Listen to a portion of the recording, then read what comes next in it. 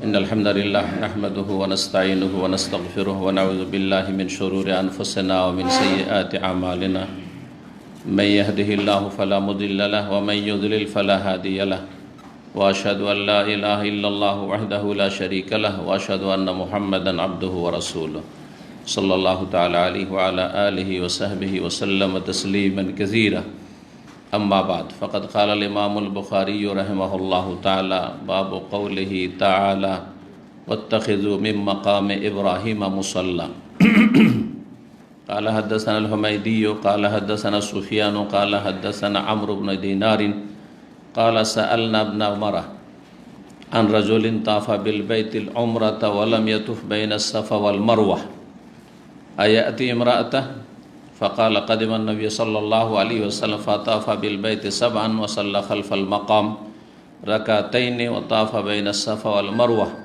وقد كان لكم في رسول الله أسوة حسنة সম্মানিত দ্বীনী ভাতৃমণ্ডলী, আল্লাহ রাব্বুল আলামিনের প্রশংসা এবং প্রিয় নবী মুহাম্মদ রাসূলুল্লাহ সাল্লাল্লাহু আলাইহি ওয়াসাল্লামের উপর সালাতু সালামের পর আজ জুমাবার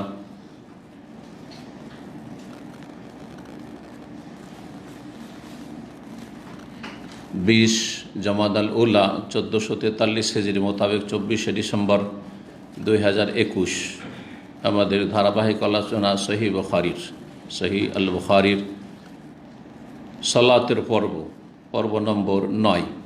সালাতের এই পর্বে মূলত সালাতের শর্তগুলি সম্পর্কে আলোচনা করা হয়েছে। শুরুতু সালাহ, যে হাদিসগুলিতে সালাতের শর্তের কথা রয়েছে মূলত সেই সম্পর্কীয় হাদিসগুলি এখানে বা অধ্যায়গুলি নিয়ে আসা হয়েছে।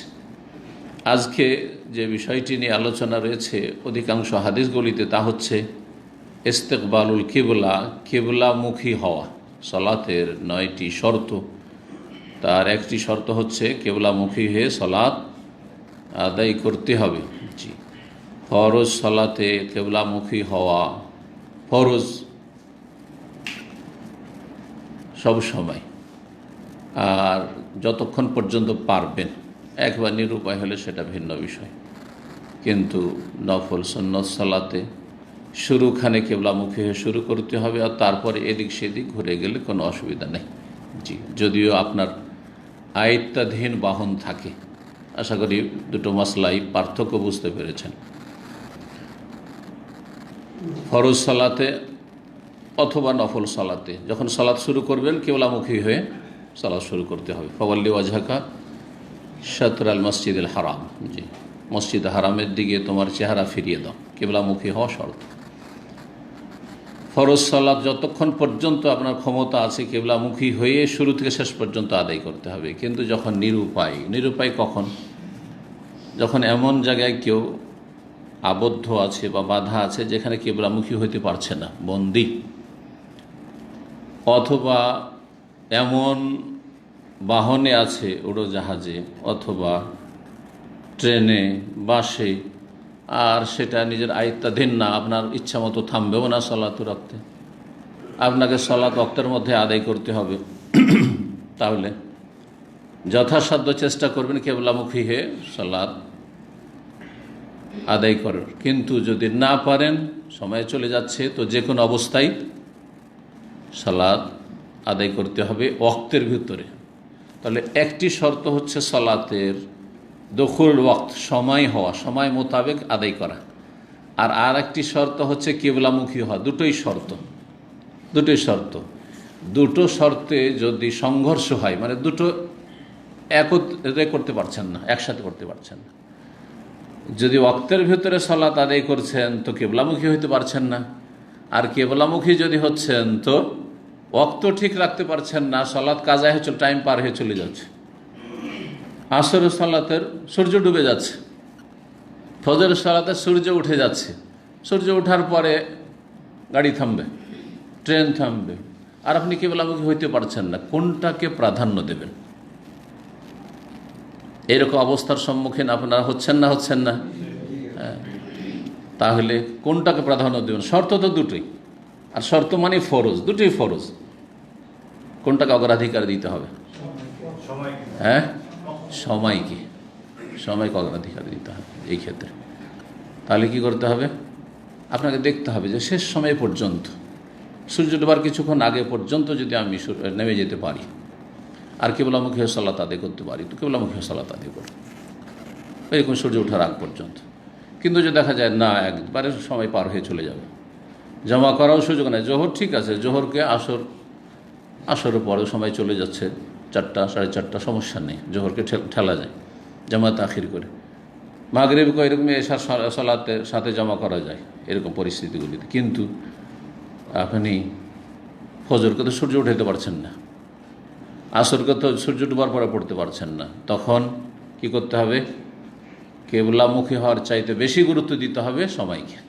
সময় ঠিক রেখে যদি কেবলামুখী হওয়া সম্ভব হয় তো আলহামদুলিল্লাহ, আর যদি না সম্ভব হয় তাহলে ফাত্তাকুল্লাহ মাস্তাতাতু, আল্লাহ সূরা তাগাবুনে বলেছেন, যথাসাধ্য আল্লাহকে ভয় করুন, এটি আপনার ক্ষমতাতে ছিল। নফল সালাতে, নফল মানে শুধু নফল নয়, কারণ আমাদের দেশীয় নফল হচ্ছে বেতর বাদ দিয়ে, তারপরে যেগুলি সুন্নাত রাতে বা বাদ দিয়ে, তাই না, তাহাজ্জুদ বাদ দিয়ে বাকিগুলোকে নফল বলা হয়। আমাদের প্রচলিত হানাফি ভাইরা তাদের মজহাবের অনুসারে বা তাদের গতানুগতিক মজহাব, আসলে মজহাবও নয়, নফল কোনগুলিকে বলে? যেগুলি সমস্ত সুন্নাত বাদ দিয়ে অতিরিক্ত যেসব নামাজ পড়ে সেগুলো কি বলে? নফল পড়ছি।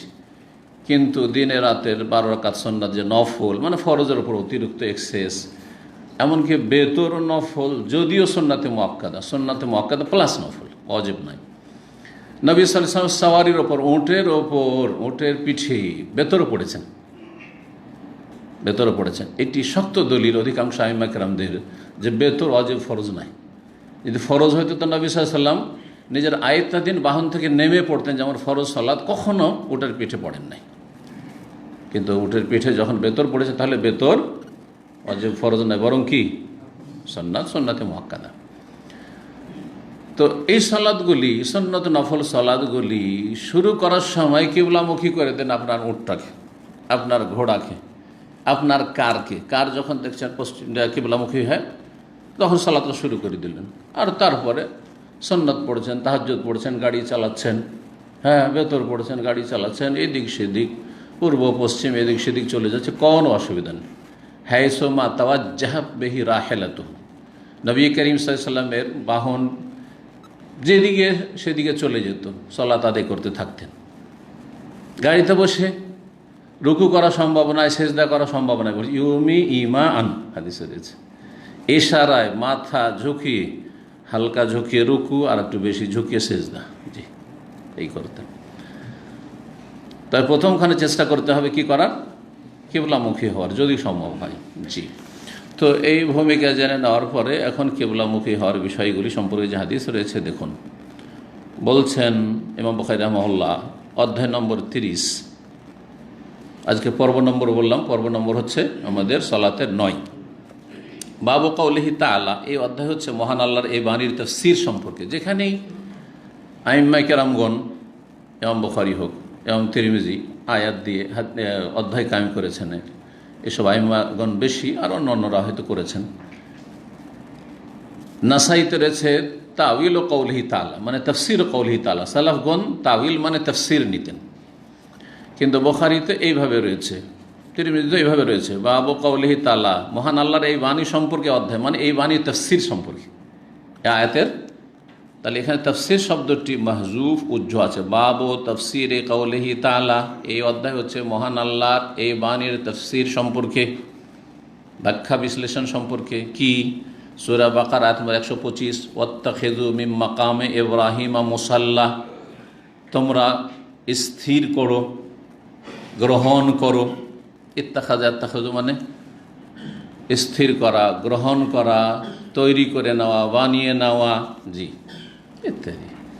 যেখানে যেরকম শব্দ উপযোগী হয় এই শব্দগুলি ব্যবহার করতে হবে। তোমরা স্থির করো মিন মাকামে ইব্রাহিম, মাকামে ইব্রাহিমে মুসাল্লা, সালাতের স্থান। মুসাল্লা মানে সালাতের স্থান। জায় নামাজ বলেন না, মুসাল্লা বলেন আপনারা? জায় নামাজ, তার মানে ভারত, বাংলাদেশ, পাকিস্তানের মানুষের ভাষায় উর্দু হোক, উর্দুভাষী হোক অথবা বাংলাভাষী হোক, আরবির চাইতে বেশি প্রভাব ফার্সির ছিল আর আছে, ঠিক না? জায়ে নামাজ, জায়ে যুক্ত নামাজ, জায়ে মানে জায়গা, জায়গা, আর নামাজ মানে নামাজ, নামাজের জায়গা, নামাজের জায়গা, এটা কি বলে? জাই নামাজ, যেটাকে আরবরা আজকালকার ভাষায় কি বলছে? মুসাল্লা বলে না কিন্তু, সাজ্জাদা, সিজ্জাদা না। আপনারা যেমন একামাকে আকামা করে দিচ্ছেন, এর উল্টো করে দিচ্ছেন সাজ্জাদাকে সিজ্জাদা। সাজ্জাদা, সাজ্জাদা বলতে ওদের সেজদার স্থান, সাজ্জাদা মানে সেজদার স্থান, যদিও সূক্ষ্ম অর্থ নয়, আচ্ছা সূক্ষ্ম প্রয়োগ নয়। মসজিদ হচ্ছে সেজদার স্থান, হ্যাঁ, ইসম জারফ জারফে মাকান, সেজদার স্থান। সাজ্জাদা চলবে, যেখানে বেশি বেশি সেজদা করা হয়, চলো চলবে। এটা পরের প্রয়োগ। কোনো হাদিসে সাজ্জাদা শব্দ পাবেন না। হাদিসে কি পাবেন? মুসাল্লা। হাদিসে দুটো শব্দ পাবেন, হয় মসজিদ আর নয় মুসাল্লা। মসজিদ মানে হচ্ছে সেজদার স্থান। পরবর্তীকালে মসজিদের প্রয়োগটা হয়েছে যেখানে নিয়মিত সেজদা করা হয়, মানে 5 ওয়াক্ত সালাত হয়, জুমা হোক আর না, কমপক্ষে 5 ওয়াক্ত সালাত যদি কোনো একটি ঘরের ভিতরে হয়, তাহলে সেটি মসজিদ, সেটি মসজিদ। মসজিদের আকারে তৈরি করেন আর না করেন, মেনারা থাক আর না থাক, বাইরে থেকে দেখে চেনা যাক আর না যাক, 5 ওয়াক্ত যদি সালাত হয় তাহলে তার নাম হচ্ছে মসজিদ। কিন্তু 2 ওয়াক্ত 3 ওয়াক্ত সালাত হয়। অনেক কোম্পানিতে একটা রুম ছাড়া আছে, আছে না নেই? এয়ারপোর্টে আছে না নেই? এমনকি অমুসলিম দেশে এয়ারপোর্টে আছে, দিল্লি এয়ারপোর্টে আছে। জি, আমি গেলে সালাতের সময় থাকলে পড়ি, কারণ এর পড়ার প্রয়োজন। যদি মানুষ কেউ এমনিতে নামাজ পড়ে না মুসলমানরা, আর বাইরে থাকলে তো এয়ারপোর্টে গেলে তো মনে করে যে এই তো সম্মান চলে যাবে, মানুষ তো বুঝে নেবে যে আমি মুসলমান। বুঝতে দিতে চায় না মুসলমান আজকাল অধিকাংশ, যারাও মুসলমান। কথা বোঝা গেছে? নামাজি হইলেও নামাজ কাজা করবে, তারপরে এয়ারপোর্টে বুঝতে দিবে না যে বুঝুক যে আমি মুসলমান। চেহারা দেখেও চেনা যায় না, লেবাস পোশাক দেখেও চেনা যায় না, ও নামাজও পড়বে না যাতে চিনতেই না পারে কেউ। হ্যাঁ, সব জায়গায় সেট হয়ে যেতে পারে গোল আলুর মতো। ইহুদিন আসারার সাথেও সেট হয়ে যেতে পারে, আর খ্রিস্টানের সাথে সেট হয়ে, হিন্দুর সাথেও সেট হইতে পারে, বুদ্ধিস্টদের সাথে সেট হয়ে যেতে পারে, নাস্তিকদের সাথে সেট হইতে পারে, মুসলিমদের সাথে সেট হইতে পারে। টুপি লাগিয়ে এলো, পাঞ্জাবি পরে নিল, জুমার দিন নামাজ পড়ে মুসলিমদের সাথে সেট হয়ে গেল। হচ্ছে না? হচ্ছে না? তো গোল আলু জনগণও আছে, আর গোল আলু আজকাল বক্তাও আছে। ভালো করে শুনবেন, গোল আলু বক্তা কারা? যারা তবলিগ জামাতে সেট হয়ে যায়, জামাত ইসলামের সাথেও সেট হয়ে যায়, চরমনাইয়ের সাথে সেট হয়ে যায়, জনপুরীর সাথেও সেট হয়ে যাবে, ওর আহলে হাদিসদের সাথে সেট হয়ে যাবে। যখন যেখানে আসে কিছু বেকুব লোক আছে আহলে হাদিসদের, ওরা মনে আমাদেরই লোক হয়তো। ওয়াইদা খালাওয়ালা শায়াতিনহিম কালু ইন্না মাআকুম, যখন তাদের শয়তানদের সাথে, বেদাতীদের সাথে যখন একত্রিত হয়, আছি তোমাদের সাথে, অন্তরঙ্গ তাদের সাথে, সাবধান এদের থেকে, সাবধান এদের থেকে। জি, এদের মধ্যে নিফাক রয়েছে, সতর্ক, সাবধান। জি, তো জনগণ আপনারা গোল আলু হবেন না, আর বক্তা আলেম গোল আলু থেকে সাবধান, নিজেরাও গোল আলু হওয়া থেকে সাবধান। আর যেসব বক্তারা গোল আলু মার্খা, ওদের মতো হবেন না। আল্লাহ হেফাজত করুন। কি বলছিলাম? মুসাল্লা বলছিলাম, আর মসজিদে পার্থক্য বলছিলাম। যেখানে 1-2 ওয়াক্ত সালাত হয় সেটা মসজিদ বলা যাবে না, সেটার নাম কি? মুসাল্লা, সালাতের স্থান।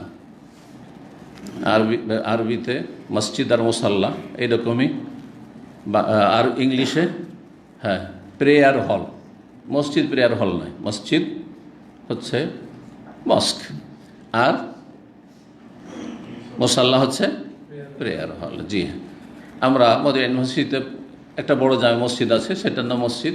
আর প্রতিটি ফ্যাকাল্টিতে, প্রতিটি কলেজের ভিতরে, এমনকি যে সানবী আর মুতাওয়াসসিতার বিল্ডিং আছে, মাহাদুল্লগা ভাষা কোর্সের বিল্ডিং আছে, প্রত্যেকটা বিল্ডিংয়ে একটা করে মুসাল্লা আছে, যাতে ক্লাসে, এখনও ক্লাস শেষ হয়নি, একটা ক্লাস বাকি আছে, জোহরের সময় হয়ে গেছে, জোহরটা আমরা পড়ে তখন আরেকটা ক্লাস পূরণ করা, অথবা একটু ডিলে করে 1টার দিকে সালাত হতো। সবগুলি ক্লাস সেরে 5 ঘন্টা তখন ক্লাস হতো, একটা ঘন্টা 60 মিনিট, আর তারপরে 1টার সময় জোহরের সালাত।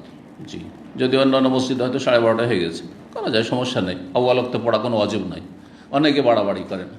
আমাদের দেশের অনেক মহিলারা আজকাল ধার্মিক হচ্ছেন, বা অনেক পুরুষরা ধার্মিক হচ্ছেন, মনে করে আউয়াল ওয়াক্তে নামাজ আদায় করা ফরজ, আর তার জন্য খুব বাড়াবাড়ি করে, নিজেরাও বাড়াবাড়ি করে সংসারের জরুরি কাজ ছেড়ে দিয়ে।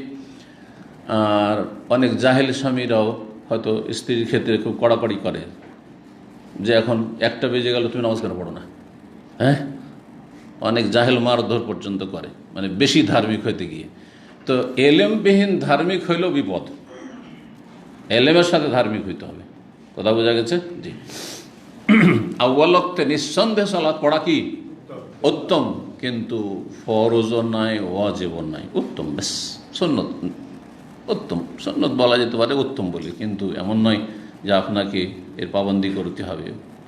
কাজবশত জামাত যখন ছুটেই গেছে তখন একটু লেট করা যেতে পারে। মহিলাদের জামাত নেই, তারা একটু বিলম্ব করতে পারে, কিন্তু সবসময় বিলম্ব করবে না, সবসময় বিলম্ব করবে না, যখন বিলম্ব করার প্রয়োজন তখন করবে। মুসাল্লা, তো আল্লাহ কি বলছেন? ওয়াত্তাখিযু, তোমরা স্থির করো, গ্রহণ করো, মাকামে ইব্রাহিমে সালাতের স্থান, সালাতের স্থান। এটি একটি কেরাত কোরআনে কারিমে। কোরআনে কারিমে প্রসিদ্ধ কেরাত রয়েছে কয়টি? 7টি, আপনারা জানেন, হ্যাঁ 10টি, মাশাআল্লাহ। তারপর আরও অতিরিক্ত 3টি কেরাত রয়েছে। সবচেয়ে বেশি প্রসিদ্ধ 7টি, সেজন্য আমাদের দেশের মানুষের 7টি বলে জানে, কেরাতে সাবা, কেরাতে আশারা। এই সব কেরাতের যে কোনো কেরাত পড়া যেতে পারে। আর এর অতিরিক্ত যেগুলো রয়েছে সেগুলো হচ্ছে সাজ কেরাত। সাজ মানে সেগুলো দিয়ে তেলাওয়াত জায়েজ নয়, সেগুলো দিয়ে সালাত আদায় করা জায়েজ নয়, কিন্তু এই 10টি কেরাত দিয়ে তেলাওয়াত জায়েজ রয়েছে। তো এক কেরাতে, মশহুর কেরাতে, তাওয়াতের কেরাতে ওয়াত্তাখিযু রয়েছে, আমরের সিগা, তোমরা গ্রহণ করো। আর একটি কেরাতে রয়েছে ওয়াত্তাখাযু, তারা স্থির করলো, গ্রহণ করলো, মাকামে ইব্রাহিমে, মাজির সিগা, মুসাল্লা, সালাতের স্থান। তাহলে মাকামে ইব্রাহিমে সালাতের স্থান গ্রহণ করতে বলেছেন। তো মাকামে ইব্রাহিমে সালাতের, মাকামে ইব্রাহিমটা কোথায় চেনেন না? চেনেন না? কাবার, হ্যাঁ, সামনে যখন হাজরে আসওয়াদ থেকে এগিয়ে যাবেন একটু, আর তারপরে একটা পিতল আর গ্লাসে, হ্যাঁ, ঢাকা যে জায়গা রয়েছে, আর পায়ের চিহ্ন, সেটার নাম কি? সেটা কাবার সাথে সেটে ছিল। আর তারপরে পরবর্তীকালে সেটাকে দূরে সরিয়ে দেওয়া হয়েছে তাওয়াফকারীদের সুবিধার জন্য, সরিয়ে দেওয়া হয়েছে। সেটা কিন্তু আসল জায়গায় নয়, যেখানে মাকামে ইব্রাহিম ছিল, সরিয়ে দেওয়া হয়েছে। এ হচ্ছে মাকামে ইব্রাহিম। মাকামে ইব্রাহিমে সালাতে স্থান গ্রহণ করো, সবাই মিলে না শুধু ইমাম? হ্যাঁ, শুধু ইমাম। সবাই কি সম্ভব যে সবাই ওইখানে মাকামে ইব্রাহিম ভিড়ভাড় করে ধাক্কাধাক্কি করবে নাকি? না, মোটেই না। আর আরেকটা ক্ষেত্র হচ্ছে যখন তওয়াফ করবে, সে তওয়াফ, হজের তওয়াফ হোক, উমরার তওয়াফ হোক, নফল তওয়াফ হোক, তওয়াফ করবে, তওয়াফের পরে 2 রাকাত, তওয়াফের পরে যে 2 রাকাত সালাত পড়া সুন্নাত, এই 2 রাকাত সালাত পড়লে উত্তম হচ্ছে মাকামে ইব্রাহিমের পেছন দিকে সে সালাতটা আদায় করার চেষ্টা করো, যদি সম্ভব হয়। কিন্তু সবার জন্য সম্ভব? ভিড়ভাড় করছে, তারপর ওখানে খুশু হয় না, আপনার মাথার উপর দিয়ে সেজদা পড়ে আছেন, মাথার উপর দিয়ে ডিঙিয়ে চলে যাচ্ছে, হ্যাঁ, তাহলে ওই রকম সালাতের চাইতে অনেক ভালো সালাত হচ্ছে দূরে যে কোনো জায়গায় পড়ে নেওয়া, যে কোনো জায়গায় পড়েন না। এই জন্য এই ক্ষেত্রে বাড়াবাড়ি করবেন না, আর মাকামে পিছনে যাওয়ার জন্য চেষ্টা করবেন না, অথচ আপনার সালাতে কোনো খুশু হইতে দিল না, মহিলাও সামনে দিয়ে চলে যাচ্ছে, অথবা ওখানে লোকেরা তাওয়াফ করছে আর ওখানে আপনি মনে করছেন আমি এইখানে সালাত আদায় করবো, অথচ নিষেধ করা হচ্ছে আপনাকে। জি, তো যাই হোক, মাকাম ইব্রাহিমে উত্তম ইমামের দাঁড়ানো, এটাও মাসলা জানতে হবে। জরুরি নয় যে মাকাম ইব্রাহিমে দাঁড়িয়ে ইমামকে সালাত পড়াইতে হবে। এই জন্য যারা ফজরের সালাত পড়েছেন হারামে, হয়তো ফজরের সালাতে, আর ঠান্ডার দিনগুলোতে জোহর আসরেও দেখেছি যে ইমাম বাইরে এসে মাকাম ইব্রাহিমের কাছে সালাত আদায় করে, মাগরিবের সাথেও কখনো দেখেছি। তো এটা অনেক সময় হয়, কিন্তু অনেক সময় গরমের সময়, অথবা এখন নিরাপত্তার প্রয়োজন রয়েছে, মানুষের ভিড়ভাড় রয়েছে, সে মাকাম ইব্রাহিমে সালাত পড়া সম্ভব নয়, ইমামের দাঁড়ানো সম্ভব নয়, বা খানিকটা জটিলতা রয়েছে, তখন সুরক্ষিত স্থান থেকে ইমাম সালাত আদায় করে দেয়, মেজানা থেকে, যে আজানের দেওয়ার জায়গা, সেখান থেকেই সালাত গড়িয়ে পড়িয়ে দিয়ে থাকেন। ইমামের সামনে কেউ দাঁড়াবে না, ইমামের সামনের দিক কিন্তু খালি করা থাকে, যাতে করে কাবা আর ইমামের মাঝখানে আর অন্য কোনো লোক না দাঁড়ে, বাকি অন্য সাইডে লোক দাঁড়িয়ে আছে চারিদিকে ঘিরে। তাহলে এই বিষয়টি হচ্ছে কি সুন্নাত মুস্তাহাব, ওয়াজিব ফরজ নয় যে ইমামকে মাকাম ইব্রাহিমে দাঁড়াইতে হবে। এইরকমই তওয়াফকারীর ক্ষেত্রে তওয়াফ করার পরে জরুরি নয় যে মাকাম ইব্রাহিমে দাঁড়িয়ে সালাত আদায় করতে হবে। মাকামে ইব্রাহিমে দাঁড়ালে কিবলামুখী হয়। আসল আলোচনা কিবলার কিন্তু সামনে আসছে কিবলা সম্পর্কে, যদি এখানে কিবলা কথাটি বলা হয়নি। হ্যাঁ, মাকামে ইব্রাহিমে দাঁড়িয়ে কাবাকে সামনে করলে কিবলা হয়। তো মাকাম ইব্রাহিম যেখানে রয়েছে যে হাদিসে, তার উদ্দেশ্য হচ্ছে কিবলামুখী হয়ে তোমরা সালাত আদায় করো। আমর ইবনে দিনার তাবেঈ বলছেন, আমরা ইবনে ওমর রাদিয়াল্লাহু তাআলা আনহুমাকে জিজ্ঞেস করলাম আন রাজুলিন, এক ব্যক্তি সম্পর্কে তাফা বিল বাইতুল উমরা, উমরার বাইতুল্লাহর তওয়াফ করেছে, উমরায় এসেছে বাইতুল্লাহর তওয়াফ করেছে। ওয়ালাম ইয়াতুফ বাইনা সাফা ওয়াল মারওয়া, এখনো সাফা মারওয়ার তওয়াফ করেনি। সাফা মারওয়ার তওয়াফও বলা হয়, সাফা মারওয়ার সাইও বলা হয়। সূক্ষ্ম হচ্ছে সাফা মারওয়ার সাই, কিন্তু সেটাকে হাদিসের ভাষায় বিভিন্ন হাদিসের তওয়াফও বলা হয়েছে। তওয়াফ মানে কি করা? চক্কর লাগানো। তওয়াফ মানে কি করা? চক্কর লাগানো, সহজ ভাষায় প্রদক্ষিণ করা, প্রদক্ষিণ করা। তো সাফা থেকে মারওয়া, মারওয়া থেকে সাফা, এটাও তো একটা চক্কর। তো এই অর্থে তওয়াফও বলা হয়েছে। আবার মাঝখানে দৌড় দিতে হয়, সে এই যে বাতনুল ওয়াদি, যেই জায়গাটি ইব্রাহিম আলাইহিস সালামের বিবি আর ইসমাইল আলাইহিস সালামের মা হাজার রাদিয়াল্লাহু তাআলা আনহা, তিনি দৌড় দিয়েছিলেন ছেলেকে তাড়াতাড়ি করে দেখার জন্য, কারণ নিচে নেমে গেলে পানি খোঁজার জন্য এদিক থেকে ওইদিক ছোটাছুটি করতে গিয়ে নিচে নেমে গেলে ছেলেটা নজরে আসছিল না, সেই জন্য দৌড় দিয়ে যাচ্ছিলেন তাড়াতাড়ি করে বাচ্চাটাকে দেখতে পায়। সুবহানাল্লাহ। তো ওই স্মৃতিটা আল্লাহকে খুবই পছন্দ লেগেছে। সুতরাং ওয়া তারাকনা আলাইহি ফিল আখিরিন, কিয়ামত পর্যন্ত এই সুন্নতকে আল্লাহ বহাল রেখে দিয়েছেন যে তোমরা যারাই সাফা মারওয়া সাই করবে, এই জায়গাতে হাজার আলাইহিস সালাম দৌড় দিয়েছেন, রাদিয়াল্লাহু আনহু দৌড় দিয়েছেন, তোমরাও দৌড় দাও। পুরুষরা, মহিলারা দৌড়াবে না। তো সাই মানে একটু দ্রুত বেগে ছুটা বা দৌড় দেওয়া, সেই জন্য এটাকে কি বলা হয়? সাইও বলা হয়। তো একজন লোক, মাসলা হচ্ছে যে একজন লোক উমরার তওয়াফ করলো বাইতুল্লাহর, সাফা মারওয়ার এখনো সাই করেনি, তো সাইটা পরে করে নেব। তার মাঝখানে যদি আয়াতি ইমরাতাহু, তার স্ত্রীর কাছে আগমন করতে পারে, মানে স্বামী স্ত্রী সহবাস করতে পারে, জায়েজ না জায়েজ নয়? ফাকালা, তখন ইবনে ওমর রাদিয়াল্লাহু তাআলা আনহুমা উত্তরে বললেন ফতোয়ার, কাদেমান নবী সাল্লাল্লাহু আলাইহি ওয়াসাল্লাম, নবী করিম সাল্লাল্লাহু আলাইহি ওয়াসাল্লাম আগমন করলেন। দেখেন, নিজের ভাষা দিয়ে উত্তর দিলেন না, কি দিয়ে উত্তর দিচ্ছেন? নবী সাল্লাল্লাহু আলাইহি ওয়াসাল্লামের আদর্শ হাদিস দিয়ে উত্তর দিচ্ছেন। তাহলে বোঝা গেল যে মুফতির জন্য উচিত, শুধু উচিত না, মুফতির জন্য ফরজ, যে দলিল হচ্ছে কোরআন কারীম, দলিল হচ্ছে রাসূলুল্লাহ সাল্লাল্লাহু আলাইহি ওয়াসাল্লামের সহিহ হাদিস। সুতরাং কেউ ফতোয়া জিজ্ঞেস করলে কোরআন এবং হাদিসের আলোকে ফতোয়া দেবে, যদি সম্ভব হয় তাহলে দলিলও সাথে বর্ণনা করে দেবে। আর দলিল সবসময় বর্ণনা করা অনেক সময় জরুরি না, হ্যাঁ নাই উত্তর আমরা দিতে পারি, জায়েজ আছে যদি নিশ্চিত থাকি কেউ, কিন্তু যদি বয়ান করে দেয় তো ভালো। পক্ষান্তরে এটা হচ্ছে সালাফদের মানহাজ, আদর্শ, ফতোয়ার ক্ষেত্রে আদর্শ, মানহাজুস সালাফিল ইফতা, ফতোয়া দেওয়ার ক্ষেত্রে সাহাবীর আদর্শ দেখেন, নবী সাল্লাল্লাহু আলাইহি ওয়াসাল্লামের আমল বর্ণনা করছেন দলিল হিসাবে। পক্ষান্তরে মুকাল্লিদিন, যারা অন্ধ মযহাবের অনুসারী, তাদের মানহাজ ফতোয়ার ক্ষেত্রে আদর্শ হচ্ছে, কোনো একটা মাসলা জিজ্ঞেস করেন, মাসিক মদিনা পড়ে দেখেন। সবচেয়ে প্রসিদ্ধ ম্যাগাজিন হচ্ছে দেওবন্দীদের মাসিক মদিনা, জানেন না? এইরকম অনেকগুলি আছে, চরমারিদেরও ম্যাগাজিন আছে। আর এইসব ম্যাগাজিন, রহমানিয়া পেগাম, এই ধরনের যে বেদাতি ম্যাগাজিনগুলো রয়েছে বেদাতিদের, সেই ম্যাগাজিনগুলিতে একটা ফতোয়ার একটা পর্ব আছে শেষের দিকে, যেমন তাহরিক পত্রিকাতে আছে, তেমন ওদের আছে। তাহরিক পত্রিকার উত্তর দেখবেন যে তাতে দলিলের উত্তরে কি বলা হয়েছে? দলিল বলা হয়েছে, আয়াত থাকলে আয়াত, হাদিস থাকলে হাদিস। আর তারপরে আইম্মা কেরামদের আকওয়াল বর্ণনা করেন, উক্তি, যে ইমামদের কি মতামত, অসুবিধা নেই, জায়েজ আছে। পক্ষান্তরে যারা মযহাবের অন্ধ অনুসারী, তাদের ফতোয়াগুলিতে একটি আয়াত হাদিসের দলিল পাবেন না। দলিল কি? যে এর উত্তর এই ফতোয়া আলমগিরিতে আছে, ফতোয়া কাজীখানে আছে, হেদায়েতে আছে, না হয় বেকায়াতে আছে, না হয় কানজুদ দাকায়েকে আছে, ফতোয়া শামিয়াতে আছে। যদি আমার কথা বিশ্বাস না হয়, দুটো পত্রিকা পাশাপাশি রাখবেন আর দেখবেন যে আহলে হাদিসদের পত্রিকায় ফতোয়ার উত্তর দেওয়ার তো মানহাজ কি, আর আপনার বিদআতপন্থীদের ফতোয়া দেওয়ার তরিকা কি, তাতে স্পষ্ট হয়ে যাবে যে কারা দলিলের দিকে আহ্বান করে কোরআন সুন্নাহর দিকে, আর কারা ব্যক্তি পূজার দিকে আহ্বান করে। জি, সহজ কথা। জি, তো ইবনে ওমর রাদিয়াল্লাহু তাআলা আনহুমা আমাদের জন্য দেখেন আদর্শ পেশ করছেন ফতোয়ার ক্ষেত্রে। কি বলছেন? নবী সাল্লাল্লাহু আলাইহি ওয়াসাল্লাম আগমন করলেন, ফাতাফা বিল বাইতে সাবান, 7 চক্কর দিলেন, 7 বার তওয়াফ করলেন বাইতুল্লাহ। তো 7টা তওয়াফ করলে একটা তওয়াফ, কাবার চারিদিকে 7 বার চক্কর দিলে কি হয়? এক তওয়াফ হলো। জি।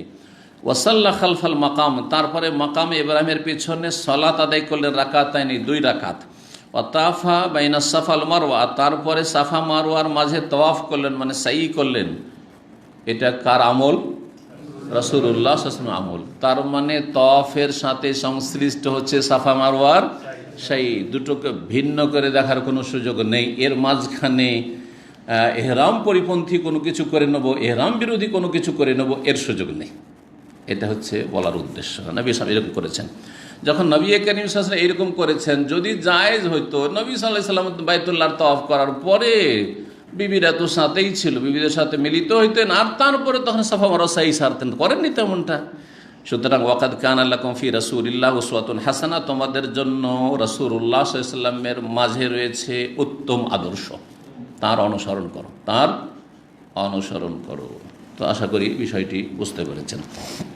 396 নম্বর হাদিস, ওয়াসাআলনা জাবের বিন আব্দুল্লাহ, এই জাবের বিন আব্দুল্লাহ রাদিয়াল্লাহু তাআলা আনহুমাকে জিজ্ঞেস করেছিলেন এই তাবেঈনগণ, ওই আগের সনদের সাথে বর্ণনা করছেন। ফাকাল্লাহ, তখন তিনি উত্তরে বলেছেন লা ইয়াকরাওয়ান্নাহ, এই মাসলায় জিজ্ঞাসা করা হয়েছিল। তাহলে এই মাসলা জিজ্ঞাসা করা হয়েছে ইবনে উমরকে, তখন বলেছেন রাসূলুল্লাহ সাল্লাল্লাহু আলাইহি ওয়াসাল্লাম আদর্শ হচ্ছে তাওয়াফ আর সাই সেরে তারপরে আপনি হালাল হবেন।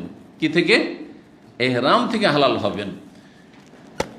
আর জাবের বিন আব্দুল্লাহ রাদিয়াল্লাহু তাআলা আনহুমাকে যখন জিজ্ঞেস করা হয়, তিনিও প্রখ্যাত সাহাবী এবং সাহাবীর ছেলে সাহাবী। জি, তার পিতা আব্দুল্লাহ বিন হারাম রাদিয়াল্লাহু তাআলা আনহু উহুদের ময়দানে শহীদ হয়েছিলেন 9টি মেয়ে রেখে, এবং ছেলেকে রাত্রে ওসিয়ত করে গিয়েছিলেন যে তুমি যেও না, তুমি থাকো, আমি যাচ্ছি জিহাদে, তুমি বনগুলির দেখাশোনা করিও। আর আমার মনে হচ্ছে যে আমি ফিরে আসব না, আমি এই কালকে গিয়ে শহীদ হয়ে যাব। আল্লাহু আকবার, প্রথমে গিয়ে শহীদ হয়েছেন তিনি। জি, সিরাতের কিতাবে হাদিসে রয়েছে তার ঘটনা। বিশেষ দয়ার মায়ার নজর রাখতেন রাসূলুল্লাহ সাল্লাল্লাহু আলাইহি ওয়াসাল্লাম এই জাবের এবং জাবেরের বন্দের উপর, এই ফ্যামিলির উপর। এই জন্যে তো জাবের আব্দুল্লাহকে যখন এই ফতোয়া জিজ্ঞেস করা হলো, তখন তিনি বলেন লা ইয়াকরাবান্নাহ, স্ত্রীর কাছেও যাবেন, হাত্তা ইয়াতুফা বাইনা সাফা ওয়াল মারওয়া, যতক্ষণ পর্যন্ত সাফা মাঝে তওয়াফ মানে সাই না করে নেবে। জি হ্যাঁ। এখন তাহলে মাসলায় আসি, ওমরায় রুকুন কয়টি, ওয়াজিব কয়টি? কে বলতে পারে? যে বলবে হাত তুলবে। ওমরাতে কয়টি কাজ ফরজ রুকুন? ওমরা রুকুন 3টি। কি কি? একজন না, হইল না, না রুকুন বলছি।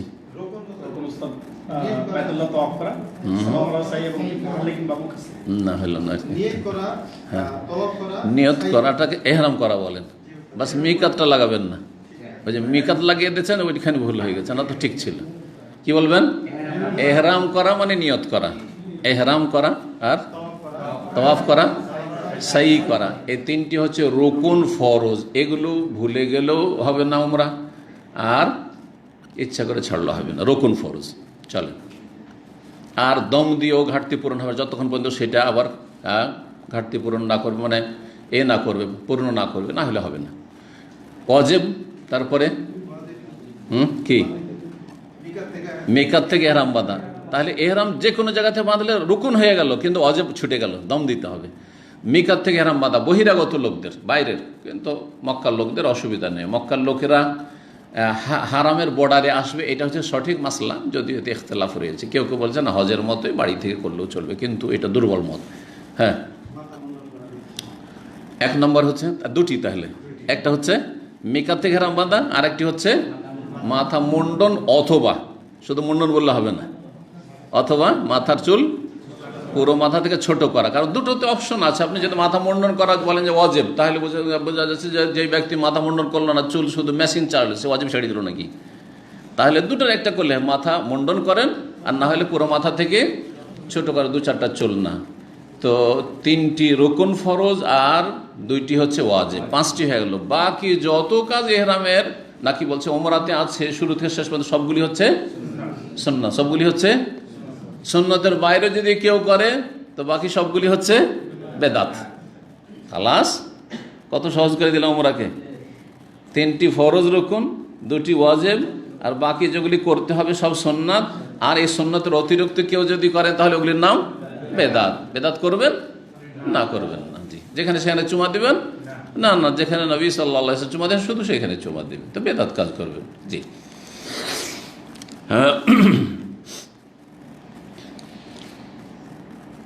তাহলে এহরামটা কখন খুলবে?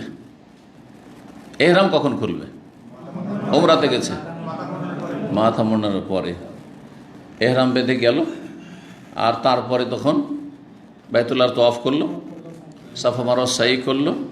সাফা মারোয়া সাই করার সময় এহরাম অবস্থায় থাকতে হবে। আর স্বামী স্ত্রী মিলন করা মানে এহরাম ছেড়ে দেওয়া, এহরাম ছাড়া তো চলবে না, যার ফলে এখানে অবস্থা চলবে না। সাফা মারোয়ার সাই করতে হবে এহরাম পরে, আর তারপরে চুল কাটতে হবে, মুন্ডন অথবা ছোট করতে হবে, তারপরে এহরাম খুলবেন। কেউ যদি ভুলবশত কি করে, এহরাম খুলে ফেলে, তাহলে তার মাসলা। এখন চুল কাটেনি, এহরাম খুলে ফেলেছে। অনেকে কিন্তু এরকম ভুল কাজ করে, যখন সাফা মারোয়া সাই হয়েছে হোটেলে এসে এহরাম খুলে ফেলেছে আর লুঙ্গি পরে নিয়েছে, চুল কাটেনি এখন। হ্যাঁ, চুল কাটতে যাচ্ছে না, লুঙ্গি পরে। এই ভুলগুলো হওয়া স্বাভাবিক, কারণ এলেমের অভাব খুব। যে এখন তো সব কিছু হয়ে গেছে, তো লুঙ্গিটা পরেই নি, আর এহরাম পরে কত চুল কাটবে, এহরামের কাপড়টা আরও বেশি খারাপ হয়ে যাবে। চুল টুল পরে লুঙ্গি পরে নিল, গামছা পরে নিল, গামছা তো সেলাই নেই, কিন্তু লুঙ্গি পরে নিল যাতে সেলাই করা, আর তারপরে তখন চুল কাটলো। তাহলে সে জায়েজ কাজ করলো না জায়েজ কাজ করলো? জায়েজ কাজ করলো। কথা বোঝা গেছে? এখন এর কি হবে? একে কি দম দিতে হবে নাকি? এইসব মশলাগুলির সম্মুখীন অনেকে হচ্ছেন। গত সপ্তাহে এক লোক জিজ্ঞেস করেছে। দেখেন, ওলামারা বলেছেন যে ইনকানা নাসিয়ান আও জাহিলান, যদি সে ভুলে গিয়ে খুলে দেয়, মাসলা জানা আছে কিন্তু ভুলে গেছে, অথবা জাহিলান অজ্ঞ, মাসলাই জানে না, মনে করছে যে সাফা মারোয়া সাইটা করা হইলে আমি রুমে এসে এহরাম খুলে দিতে পারবো, মাসলাই জানেন না, তাহলে ফালাশাই আলাইহি, তাকে কোনো রকম ফিদিয়া লাগবে না। ফিদিয়াতুল আযা বা এহরাম বিরোধী কাজের যে ফিদিয়া রয়েছে, কোরআনে কারীমে আল্লাহ বর্ণনা করেছেন, ফাফিদিয়াতুম মিন সিয়ামিন আও সাদাকাতিন আও নুসুক, 3টির মধ্যে আল্লাহ অপশন দিয়েছেন, ইখতিয়ার দিয়েছেন, লাগবে না। কিন্তু মাসলা জানে তারপরেও যদি ওর উল্টো কাজ করে, তাহলে সে ওয়াজিব ছেড়ে দিল জানা সত্ত্বে, সে ভুলেও নি আর অজ্ঞতা বশত করেনি, তাহলে তাকে দম দিতে হবে। তাকে কি করতে হবে? দম দিতে হবে।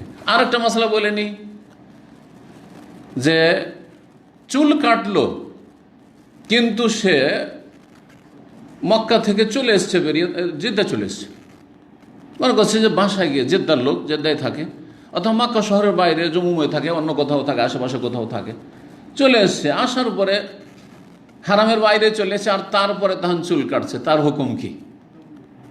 যে বলবে হাত তুলবে, আর মাসার না যাওয়া থাকলে চুপ থাকবে। হ্যাঁ, আন্দাজে কিন্তু গুলি ছাড়বেন না, ঢেল মারবেন না। হ্যাঁ, দেখেন, অথচ রাত দিন এগুলো মশলার সম্মুখীন হচ্ছে। হ্যাঁ, কি দিতে হবে? দম নেই। হ্যাঁ, তো ভুল করলো না? ভুল করেছে, সুন্নতের খেলাফ করেছে, কিন্তু তার ফরজও ত্যাগ, রুকুনও ত্যাগ হয়নি, ওয়াজিবও ত্যাগ হয়নি, এমন কিছু নাই। অর্থাৎ, আবার অন্য ভাষায় বলি, যে চুল কাটার জন্য মক্কা বা হুদুদ হারাম শর্ত নয়। চুল কাটার জন্য হুদুদ হারাম শর্ত নয়, ভালো আপনি ওখানে করেন। কিন্তু কেউ যদি বাইরে চলে আসে আর এহরাম না খুলে থাকে, তো কোনো অসুবিধা নেই। এহরাম খুলে থাকে তাহলে ওই মাসলা ফিট করতে হবে, যে মাসলা জানতো কি জানতো না, ভুলে করেছে না ইচ্ছাকৃত করেছে। জি হ্যাঁ, আশা করি বিষয়টি স্পষ্ট। জি, 397 নম্বর হাদিস বলছেন প্রখ্যাত তাবেঈ মুজাহিদ, আর মুজাহিদ থেকে বর্ণনা করছেন ইয়াহিয়া আন সাইফ বলছেন, সামিআতু মুজাহিদান, আমি প্রখ্যাত তাবেঈ ইমাম মুজাহিদ রাহিমাহুল্লাহ থেকে শুনেছি, কাল উতিয়া ইবনে ওমর রাদিয়াল্লাহু তাআলা আনহুমার কাছে আসা হলো, ফাকির আলাহু, তাকে বলা হলো, হাযা রাসূলুল্লাহ সাল্লাল্লাহু আলাইহি ওয়াসাল্লাম দাখালাল কাবা, এই যে রাসূলুল্লাহ সাল্লাল্লাহু আলাইহি ওয়াসাল্লাম কাবায় প্রবেশ করেছেন। ফাকালা ইবনে ওমর, আব্দুল্লাহ বিন ওমর রাদিয়াল্লাহু তাআলা আনহু বললেন যে হ্যাঁ, নবী সাল্লাল্লাহু আলাইহি ওয়াসাল্লাম কাবা ঘরে প্রবেশ করেছেন, ঘরের ভিতরে প্রবেশ করেছেন। ফাকবালতু ওয়ান নবী সাল্লাল্লাহু আলাইহি ওয়াসাল্লাম কাদ খারাজা, আমি যখন আসলাম, আমিও ছিলাম কিন্তু একটু দূরে ছিলাম, যখন আসলাম আমিও ঢুকতে যাব, সেই সময় নবী করিম সাল্লাল্লাহু আলাইহি ওয়াসাল্লাম কাবা ঘর থেকে বেরিয়ে পড়েছেন, কাবার ভিতর থেকে বেরিয়ে পড়েছেন। ওয়া আজাদু বেলালান কায়মান বাইনাল বাবাইনি, আর আমি বেলালকে পেলাম দুই দরজার মাঝখানে দাঁড়ানো, দুই দরজার মাঝখানে দাঁড়ানো পেলাম। ফাসালতু বেলালান, আমি বেলালকে জিজ্ঞাসা করলাম, ফাকুলতু, আমি বললাম আসাল্লা নফিল কাবা, নবী সাল্লাল্লাহু আলাইহি ওয়াসাল্লাম কি কাবা ঘরে সালাত আদায় করেছেন? দুটো দরজা কাবা ঘরে ছিল না, একটি দরজা? দুটি ছিল। কখন? দুটো দরজা কখন ছিল ইসলামে? ইব্রাহিম আলাইহিস সালাম থেকে শুরু করি। ইব্রাহিম আলাইহিস সালাম যখন কাবা ঘর তৈরি করেন তখন দুটো দরজা ছিল না একটা? দুটো ছিল। তাহলে ইব্রাহিমী বুনিয়াদ হচ্ছে দুটো দরজা। ইব্রাহিম আলাইহিস সালামের বুনিয়াদে এই যে হাতিম হিজর যে ঘেরা আছে, মানুষ সমান করে যে ঘেরা প্রাচীর, এইটা কি কাবার অন্তর্ভুক্ত ছিল না এইরকমই ছিল আলাদা? এইটা সহ কাবা ঘর ছিল। জি হ্যাঁ। কখন এটা পরিবর্তন করে এক দরজা হইল আর এদিকে হিজর হাতিমটা ছেড়ে দেওয়া হইল? কে উত্তর দেবে? কোরাইশরা যখন পুনর্নির্মাণ করছিলেন, নবী সাল্লাল্লাহু আলাইহি ওয়াসাল্লাম বয়স তখন 35 ছিল, তারা নবী হননি তখন, 35 বছর বয়স ছিল, সিরাত কিতাবে রয়েছে। তখন তারা বলল যে দেখো আমাদের তো হারাম রুজি অনেক বেশি, তোমরা হারাম পয়সা দিবে না, কাবা ঘর আল্লাহর ঘর তৈরি করবো, একটা পয়সা যেন হারাম কেউ না দেয়, চাঁদা দিবে, একদম হালাল পয়সা দিতে হবে। হালাল পয়সা কমে গেল, এত বড় করে তৈরি করাও যাচ্ছে না। দুটো দরজা আর জমি, আর একটা পার্থক্য ছিল সরজমিনে দরজাগুলি ছিল, যে কেউ পট করে ঢুকে যেত, না এইরকম দুটো দরজা করবো না, এক তো দুটো দরজা অহরহ মানুষ ঢুকে যাচ্ছে, আর সরজমিনে দরজা যে কোনো লোক ঢুকে যাচ্ছে হুট করে, কাবার মধ্যে এইরকম এত খেল তামাশ করে যেই সেই ঢুকবে, এটা চলবে না। দরজা একটু উঁচা করে দেবো যাতে করে যে কোনো লোক না ঢুকতে পারে, একটা সিঁড়ি মই লাগাইতে হয়। জি হ্যাঁ, একটা দরজা করে দিল, খরচ কম হইল, আর এদিকে এইসব উদ্দেশ্যে করে দিল। তারপরে আর কি ইসলামের ইতিহাসে দুই দরজা করা হয়েছিল? হয়েছিল কখন? আব্দুল্লাহ বিন জুবাইর রাদিয়াল্লাহু তাআলা প্রখ্যাত সাহাবী, জি আবু বকর সিদ্দিক রাদিয়াল্লাহু তাআলা আনহুর নাতি, মেয়ে আসমা রাদিয়াল্লাহু তাআলা আনহার ছেলে, তিনি যখন খলিফা হয়েছিলেন কয়েক বছরের জন্য মক্কায় উমাইয়া আমলে, কিন্তু তার খেলাফত যখন চলে গেল আর জুলমের শিকার হলেন তিনি উমাইয়া শাসকদের পক্ষ থেকে, আর মক্কা থেকে তার খেলাফত শেষ হলো, তখন তারা গায়ের জোরে, আর যেহেতু বিরোধী, তো বিরোধীদের অনেক কিছু রাখতে চায় না, স্মৃতি রাখতে চায় না, যদিও সেটি উত্তম ছিল, সেটি ছিল ইব্রাহিম আলাইহিস সালাম নিয়ে, তারা রাখলো না। কি করলো? আবার ওই এক দরজায় ফিরিয়ে নিয়ে আসলো, আর ওই জায়গাটুকে আলাদা ছেড়ে দিল হাতিমকে।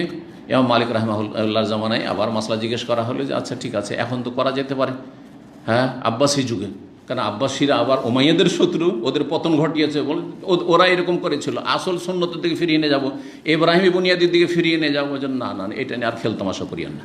খলিফা মানসুর বাদশাহ হারুন রশিদ রহমতুল্লাহ আলিম আজমাইন, সেই যুগে পরামর্শ নেওয়া হলে ইমাম মালিক রাহমাহুল্লাহ বলেন যে না, এইরকম করতে থাকলে এক এক রাজা আসবে, এক এক বাদশাহ আসবে, আর আসার পরে নিজের ইচ্ছা মতো করতে থাকবে, এই কাবা নিয়ে খেলতামাশা শুরু হবে। আর কাবার যে একটা হাইবাত রয়েছে, একটা মান মর্যাদা রয়েছে, প্রভাব রয়েছে উম্মতে মুসলিমার ওপর, সেটা অন্তর থেকে হারিয়ে যাবে, এটা আর করতে দেওয়া যাবে না। ওই অবস্থায় আল্লাহ ফয়সালা কিছু থেকে গেছে। তো যাই হোক, তো বেলাল রাদিয়াল্লাহু তাআলা আনহুকে দেখা দুই দরজার মাঝখানে, মানে আগের যে দুই দরজা ছিল ওই মাঝখানে, অথবা দুটো দরজা বলতে হতে পারে, দুটো এখানে আপনার বের ওই যে তিনটে করে স্তম্ভ খুঁটি ছিল, খুঁটির মাঝখানে হইতে পারে। ফাসালতু বেলাল, বেলালকে জিজ্ঞেস করলাম, ফাকুলতু, আমি বললাম আসাল্লাহ নবী সাল্লাল্লাহু আলাইহি ওয়াসাল্লাম ফিল কাবা, কাবা ঘরে কি নবী সাল্লাল্লাহু আলাইহি ওয়াসাল্লাম সালাত পড়েছেন?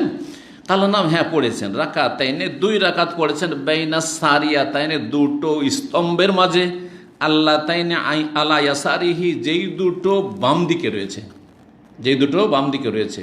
তাহলে তিনটি ছিল, দুটো বাম দিকে বলার উদ্দেশ্য তাহলে যে আবার ডান দিকেও হইতে পারে, ডান দিকের দুটোর মাঝখানে হইলে তাহলে ডান দিকে এক আর দুই, এর মাঝখানে না, এই মিডিলে যে একটা খুঁটি আছে আর একটা এই সাইডে আছে, এর মাঝখানে বাম দিক থেকে।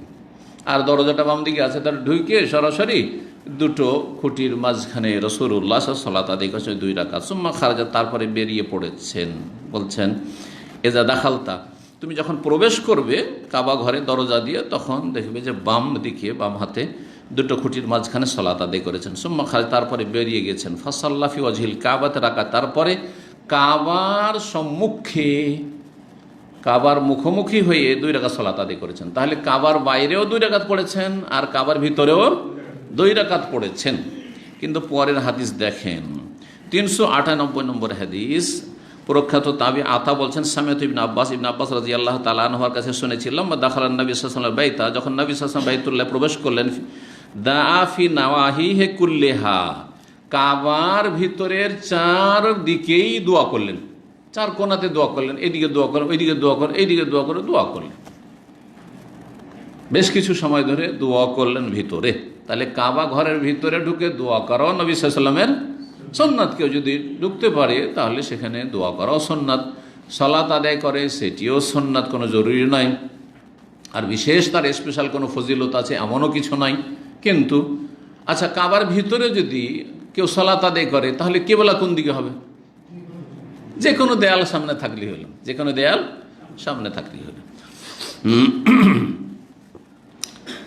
বলছেন যে সামিয়াতু ইবনে আব্বাসিন, আমি ইবনে আব্বাস রাদিয়াল্লাহু তাআলা আনহুকে বলতে শুনেছি, কালা লাম্মা দাখালা নবী সাল্লাল্লাহু আলাইহি ওয়াসাল্লাম বাইতা, নবী সাল্লাল্লাহু যখন বাইতুল্লাহ প্রবেশ করলেন তো চারিদিকে কি করলেন? ভিতরে ঢুকে দোয়া করলেন, দাফি নাওয়াহি কুল্লিহা, ওয়ালাম ইউসাল্লি, সালাত আদায় করেননি, ভিতরে সালাত আদায় করেননি, হাত্তা খারাজা মিনহু, বেরিয়ে যাওয়া পর্যন্ত। ফালাম্মা খারাজা, যখন বেরিয়ে পড়লেন কাবা ঘর থেকে, রাকাতাইনে, 2 রাকাত সালাত আদায় করলেন, ফি কবলিল কাবা, কাবার সম্মুখে, কাবার বাইরে এসে 2 রাকাত সালাত আদায় করলেন। ওয়াকাল, আর বলেন হাযিহিল কিবলা, তো এটি হচ্ছে কিবলা, এই কাবা ঘরটি হচ্ছে কিবলা আমাদের। এখন দুটো হাদিসে কি বুঝতে পারলেন? হ্যাঁ, পারস্পরিক সংঘর্ষ নেই, তাহলে কি সমন্বয়? কি কেউ সমন্বয় করেছেন যে নবী সাল্লাল্লাহু আলাইহি ওয়াসাল্লাম একাধিকবার প্রবেশ করেছেন, একবার ভিতরে সালাত আদায় করেছেন, আরেকবার ভিতরে করেননি। এই কথা বলে দাও সহজ, কিন্তু এটা প্রমাণ করা খুব মুশকিল যে নবী সাল্লাল্লাহু আলাইহি ওয়াসাল্লাম বিদায় হজের সময় 2 বার করে কাবা ঘরে ঢুকেছেন, অথবা মক্কা বিজয়ের সময়, মক্কা যখন বিজয় হলো, ফাতে মক্কার সময় প্রথম, যেহেতু তখন প্রথম মক্কা উম্মতে মুসলিমার হাতে আসলো, রাসূলুল্লাহ হাতে আসলো, ঢুকে 2 বার করে ঢুকেছেন, এই প্রমাণ করা মুশকিল। কিন্তু বলা যেতে পারে এইটা একটা সমন্বয় হতে পারে, সম্ভব। যেমন বাংলা অনুবাদক এই সমন্বয় পেশ করেছেন, কিন্তু অন্য আরেকটি সমন্বয় করেছেন। সেটা হচ্ছে একজনের কাছে অতিরিক্ত জ্ঞান আছে, এক সাহাবীর কাছে, তিনি অতিরিক্তটা বর্ণনা করেছেন, আর একজন অতিরিক্ত জানেন না, যতটা জানেন ততটা বয়ান করেছেন।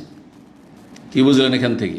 অর্থাৎ আব্দুল্লাহ বিন ওমর রাদিয়াল্লাহু তাআলা আনহু যে বর্ণনা করেছেন যে রাসূলুল্লাহ সাল্লাল্লাহু আলাইহি ওয়াসাল্লাম কাবার ভিতরেও সালাত আদায় করেছেন, তিনি আগে পৌঁছেছিলেন, ভিড়ের সময় আগে পৌঁছেছেন, দেখতে পেয়েছেন এবং বেলালকে জিজ্ঞাসা করেছেন। বেলাল ভিতরে গিয়েছিলেন, তো বেলাল রাদিয়াল্লাহু তাআলা আনহু তাকে বললেন যে হ্যাঁ, নবী সাল্লাল্লাহু আলাইহি ওয়াসাল্লাম ভিতরেও সালাত পড়েছেন। কিন্তু ইবনে আব্বাস রাদিয়াল্লাহু তাআলা আনহুমা, তার বয়সও ছোট ছিল, আর মুরব্বীরা আগে ছিলেন, তিনি হয়তো দূরে ছিলেন, পরে গিয়েছেন, তিনি দেখেছেন, যখন গিয়ে পৌঁছেছেন তখন দেখছেন যে কাবার বাইরে রাসূলুল্লাহ সাল্লাল্লাহু আলাইহি ওয়াসাল্লাম সালাত আদায় করছেন, ভেবেছেন যে এইটাই হচ্ছে রাসূলুল্লাহ সাল্লাল্লাহু আলাইহি ওয়াসাল্লামের সালাত, তো কাবা থেকে তো বেরিয়ে চলে এসেছেন, সুতরাং ভিতরে সালাত পড়েননি। বোঝা গেছে? যে কোনো বর্ণনাকারী যে যতটা জানে ততটা না বর্ণনা করবে, তাহলে সমন্বয় এভাবে হয়ে গেল। যার কাছে অতিরিক্ত এলেম আছে তারটা নেওয়া যাবে না? যাবে না? নেওয়া যাবে। সুতরাং বলবো যে ইবনে ওমরের কাছে অতিরিক্ত জ্ঞান আছে, সুতরাং কাবার ভিতরে রাসূলুল্লাহ সালাত আদায় করেছেন, কাবার বাইরেও সালাত আদায় করেছেন। 31 নম্বর অধ্যায়, বাবু তাওয়াজ্জুহ নাহওয়াল কিবলাত। এই অধ্যায় হচ্ছে কাবা মুখী হওয়া বা কিবলামুখী হওয়া সম্পর্কে। হাইসু কানা, যেখানেই থাকে না কেন কেউ ব্যক্তি, যেখানেই থাকেন না কেন বা যেখানে কেউ থাকুক না কেন। আবু হুরায়রা রাদিয়াল্লাহু তাআলা বলেন, নবী সাল্লাল্লাহু আলাইহি ওয়াসাল্লাম বলেছেন, ইস্তাকবিলিল কিবলাতা, তুমি কিবলামুখী হও, কাব্বির, আর তারপরে তাকবীর পড়ো। তাহলে তাকবীরে তাহরিমা দেওয়ার আগে কি করতে হবে? কিবলামুখী হইতে হবে, এটি শর্ত। 399 নম্বর হাদিস, বারা বিন আযিব রাদিয়াল্লাহু তাআলা আনহু হতে বর্ণিত, তিনি বলছেন, কানা রাসূলুল্লাহ সাল্লাল্লাহু আলাইহি ওয়াসাল্লাম সাল্লাল্লাহু বাইতুল মাকদিসে 16 শাহরান আও 17 শাহরান, রাসূলুল্লাহ সাল্লাল্লাহু আলাইহি ওয়াসাল্লাম বাইতুল মুকাদ্দাসকে সামনে করে সালাত আদায় করেছেন 16 মাস অথবা 17 মাস। 16 মাস অথবা 17 মাস। কেউ কেউ বলেছে এটা বর্ণনাকারীর সন্দেহ, 16 ছিল অথবা 17 ছিল, কিন্তু আসলে এটা নাই।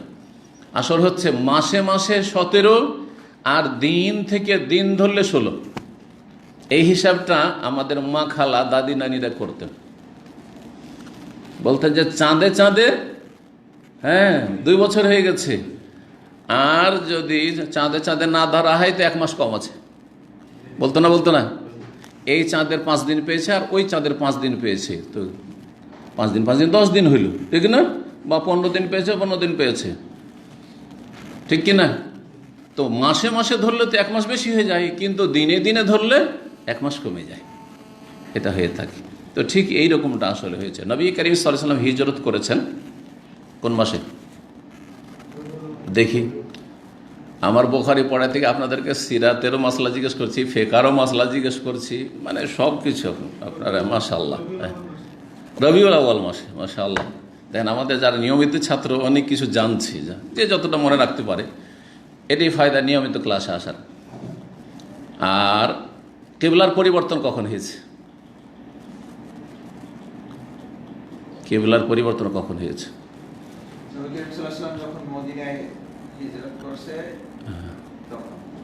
মদিনা হিজরতের পরে, মদিনা আসার পরই তো এখানে এসে 16-17 মাস। মক্কাটা ধরা যাবে না। মদিনায় আসার পরে 16 থেকে 17 মাস কি করেছেন? বাইতুল মুকাদ্দাসের সামনে করে সালাত আদায় করেছেন। তারপরে 16-17 মাস পরে আবার কাবার দিকে ফিরেছেন। তো হিজরত করলেন রবিউল আউয়াল মাসে। 17 মাস গিয়ে বা 16 মাস কোন মাসে গিয়ে পৌঁছিবে? জি হ্যাঁ, সেটা ছিল রজব মাস। তাড়াতাড়ি করে হিসাব করে যারা অঙ্ক বুঝে, রবিউল আউয়াল থেকে রবিউল আউয়াল 1 বছর 12 মাস হলো। তারপরে রবিউল সানি, জামাদুল্লাহ, দামাসানি, রজব 4 মাস হলো। কত হলো? 12 আর 4 16 হলো না? 12 আর 4 16 হলো। কিন্তু রজব মাসের ধরেন আনুমানিক 17 তারিখ, ইখতিলাফ হতে পারে, 17 তারিখে তাহলে কেবলার পরিবর্তন হয়েছে। আর 12 রবিউল আউয়াল বা রবিউল আউয়াল মাসের মাঝামাঝিতে হিজরত করে এসেছে রাসূলুল্লাহ সাল্লাল্লাহু আলাইহি সাল্লাম। তাহলে মাসে মাসে ধরলে 17 হয়ে যাবে। মাসে মাসে ধরলে 17 হয়ে যাবে। জি,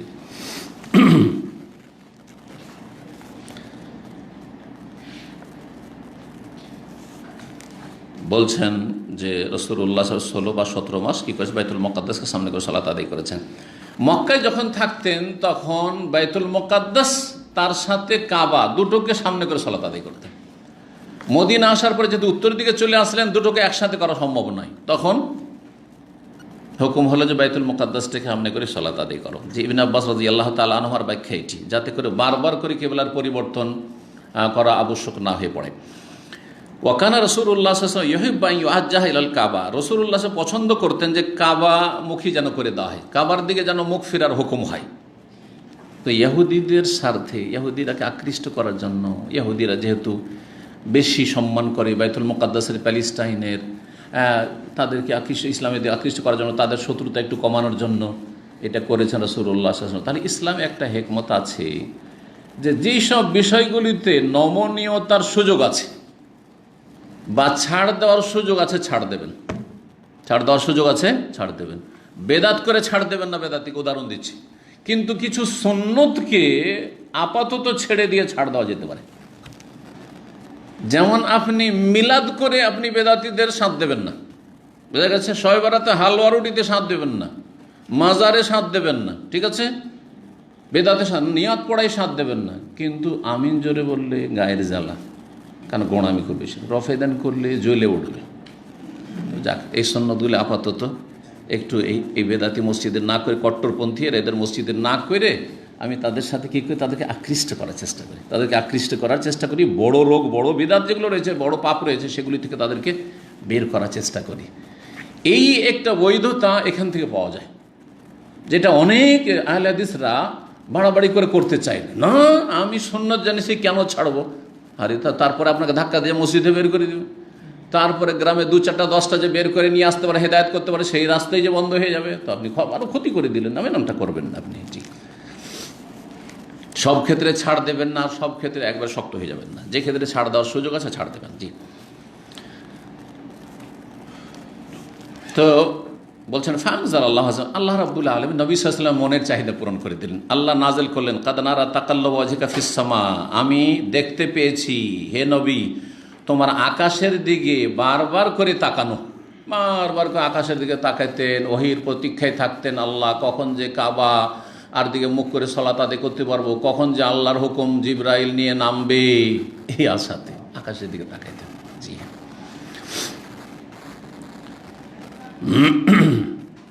সূরা বাকারা 144 নম্বর আয়াত।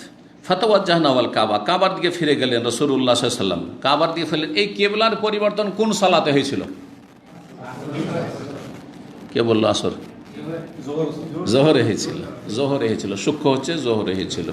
বানু সালমার মসজিদে জোহরে হয়েছিল, মসজিদে যেটা কিবলাতেন।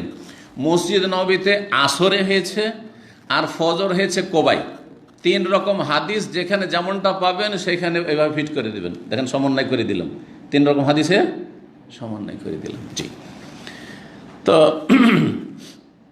খবর পৌঁছেনি, তাহলে বোঝা গেল যে এমন এমার্জেন্সি ছিল না যে গোটা মদিনাতে যতগুলো মসজিদ আছে সবগুলো তাড়াতাড়ি যাও আর জোহরে দৌড়িয়ে দাও, ঘোড়া দৌড়িয়ে দাও আর গিয়ে খবর দিয়ে আসো। না, নবী সাল্লাল্লাহু আলাইহি ওয়াসাল্লাম ওই দিন জোহর পড়েছিলেন কিবলাতেন মসজিদে, তো ওখানে পরিবর্তন হুকুম চলে এসেছিল। আর আসরে এসে পড়লেন যখন মসজিদ নববীতে, তখন তিনি যে কেবলা পরিবর্তন হয়ে গেছে জোহরে, তোমাদের কাছে খবর হয়নি, এখন কেবলা পরিবর্তন করলাম। আর তারপরে কোবার লোকের কাছে খবরই পৌঁছেনি। আজকাল কোবা কত দূরে? 2 কিলোমিটারও না।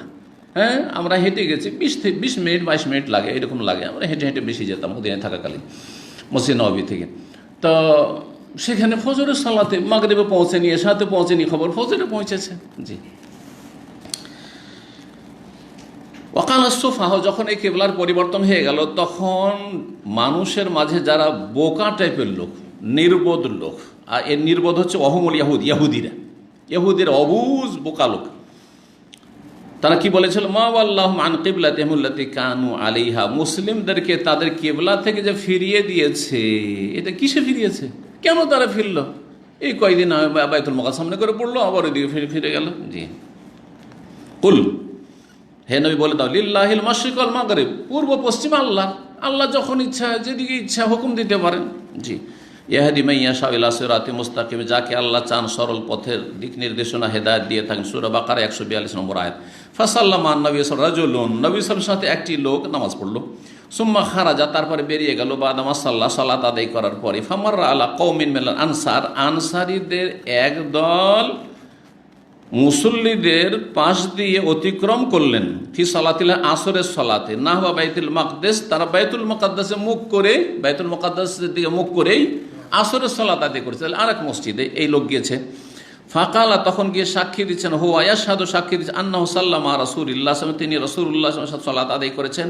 ওয়া আন্নাহু তাওয়াজ্জাহা নাহওয়াল কাবাতে, কাবার দিকে রাসূলুল্লাহ সাল্লাল্লাহু আলাইহি ওয়াসাল্লাম ফিরে গেছেন। তোমাদের কাছে খবর নেই, তোমরাও ফিরে যাও।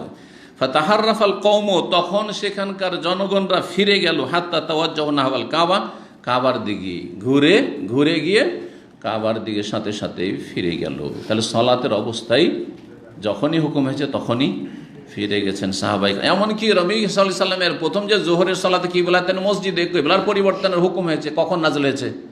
সালাতের আগে না সালাতের ভিতরে? হাদিসের অহম রুকু অবস্থায় ছিলেন, রুকু অবস্থায় ওহী নাযিল হয়ে গেছে। তখনই সাথে সাথে ঘুরে গেছেন, নবী সাল্লাল্লাহু ঘুরে গেছেন। আর তারপরে মুক্তাদিরাও ওইভাবে ঘুরে যান। নবী সাল্লাল্লাহু ঘুরে গেলেন, সুতরাং আমরা ঘুরে যাই। এই কথা বললেন না যে নবী সাল্লাল্লাহু ফিরলেন কোনো কারণ হইতে পারে, আমরা ফিরবো না। না, নবী ফিরে গেছেন, যেমন করে নবী নামাজ পড়ছেন সাল্লাল্লাহু আলাইহি ওয়াসাল্লাম, তেমন আমরা পড়বো সাথে সাথে। 400 নম্বর হাদিস, জাবের ইবনে আব্দুল্লাহ রাদিয়াল্লাহু তাআলা আনহু হতে বর্ণিত, তিনি বলছেন, কানা রাসূলুল্লাহ ইউসাল্লি আলা রাহিলাতিহি, রাসূলুল্লাহ সাল্লাল্লাহু আলাইহি ওয়াসাল্লাম বাহনের উপর সালাত আদায় করতেন। হাইসু তাওয়াজ্জাহত, যেদিকে ফিরে যাক না কেন, যেদিকে ফিরে যাক না কেন। শুরুতে বলেছিলাম কিন্তু এটা কখন? সুন্নাত, নফল, ফরজে নয়। যখন বাহন নিজের আয়ত্তাধীন থাকবে, আপনার নিজের প্রাইভেট কার, অথবা আপনি গাড়ি থামাতে পারবেন, গাড়ির আপনি সুপারভাইজার, আপনি বাস ড্রাইভারকে বলতে পারবেন যে ভাই থামাও, বা মুসলিম দেশে আছেন আপনার বলার অধিকার আছে। সৌদি আরবে আলহামদুলিল্লাহ, দেখেন বাংলাদেশে মুসলিম দেশে আছেন, আপনি যদি পারেন বলতে আর আপনার কথা শোনে ড্রাইভার, মুসলিম ড্রাইভার, তাহলে ভালো কথা, থামিয়ে দিতে পারেন, ভালো ফরজ সালাতে। ফাইজা আরাদ আল ফারিজা, যখন ফরজ সালাতের ইচ্ছুক হতেন, নাজালা নেমে যেতেন। তাহলে বোঝার ফরজ সালাত বাহনের উপরে থামাইতে পারলে চলবে না এইভাবে। ফাস্তাকবাল কিবলা, আর কিবলামুখী হয়ে সালাত আদায় করতেন। এখন ভূমিকাতে যতগুলি কথা বলেছিলাম ফিট করেন। ফরজ সালাতের জন্য কিবলা একেবারে শর্ত ফরজ, বাকি কথা হলো সুন্নত নফলে যদি কিবলা পারেন তো ভালো, আর যদি না পারেন তো শুরুখানে কিবলামুখী হয়ে চেষ্টা করবেন, তারপরে যেদিকে যাক না কেন। 401 নম্বর হাদিস, আব্দুল্লাহ বিন মাসউদ রাদিয়াল্লাহু তাআলা বর্ণনা করছেন, সাল্লাল্লাহু নবী সাল্লাল্লাহু সালাত আদায় করলেন।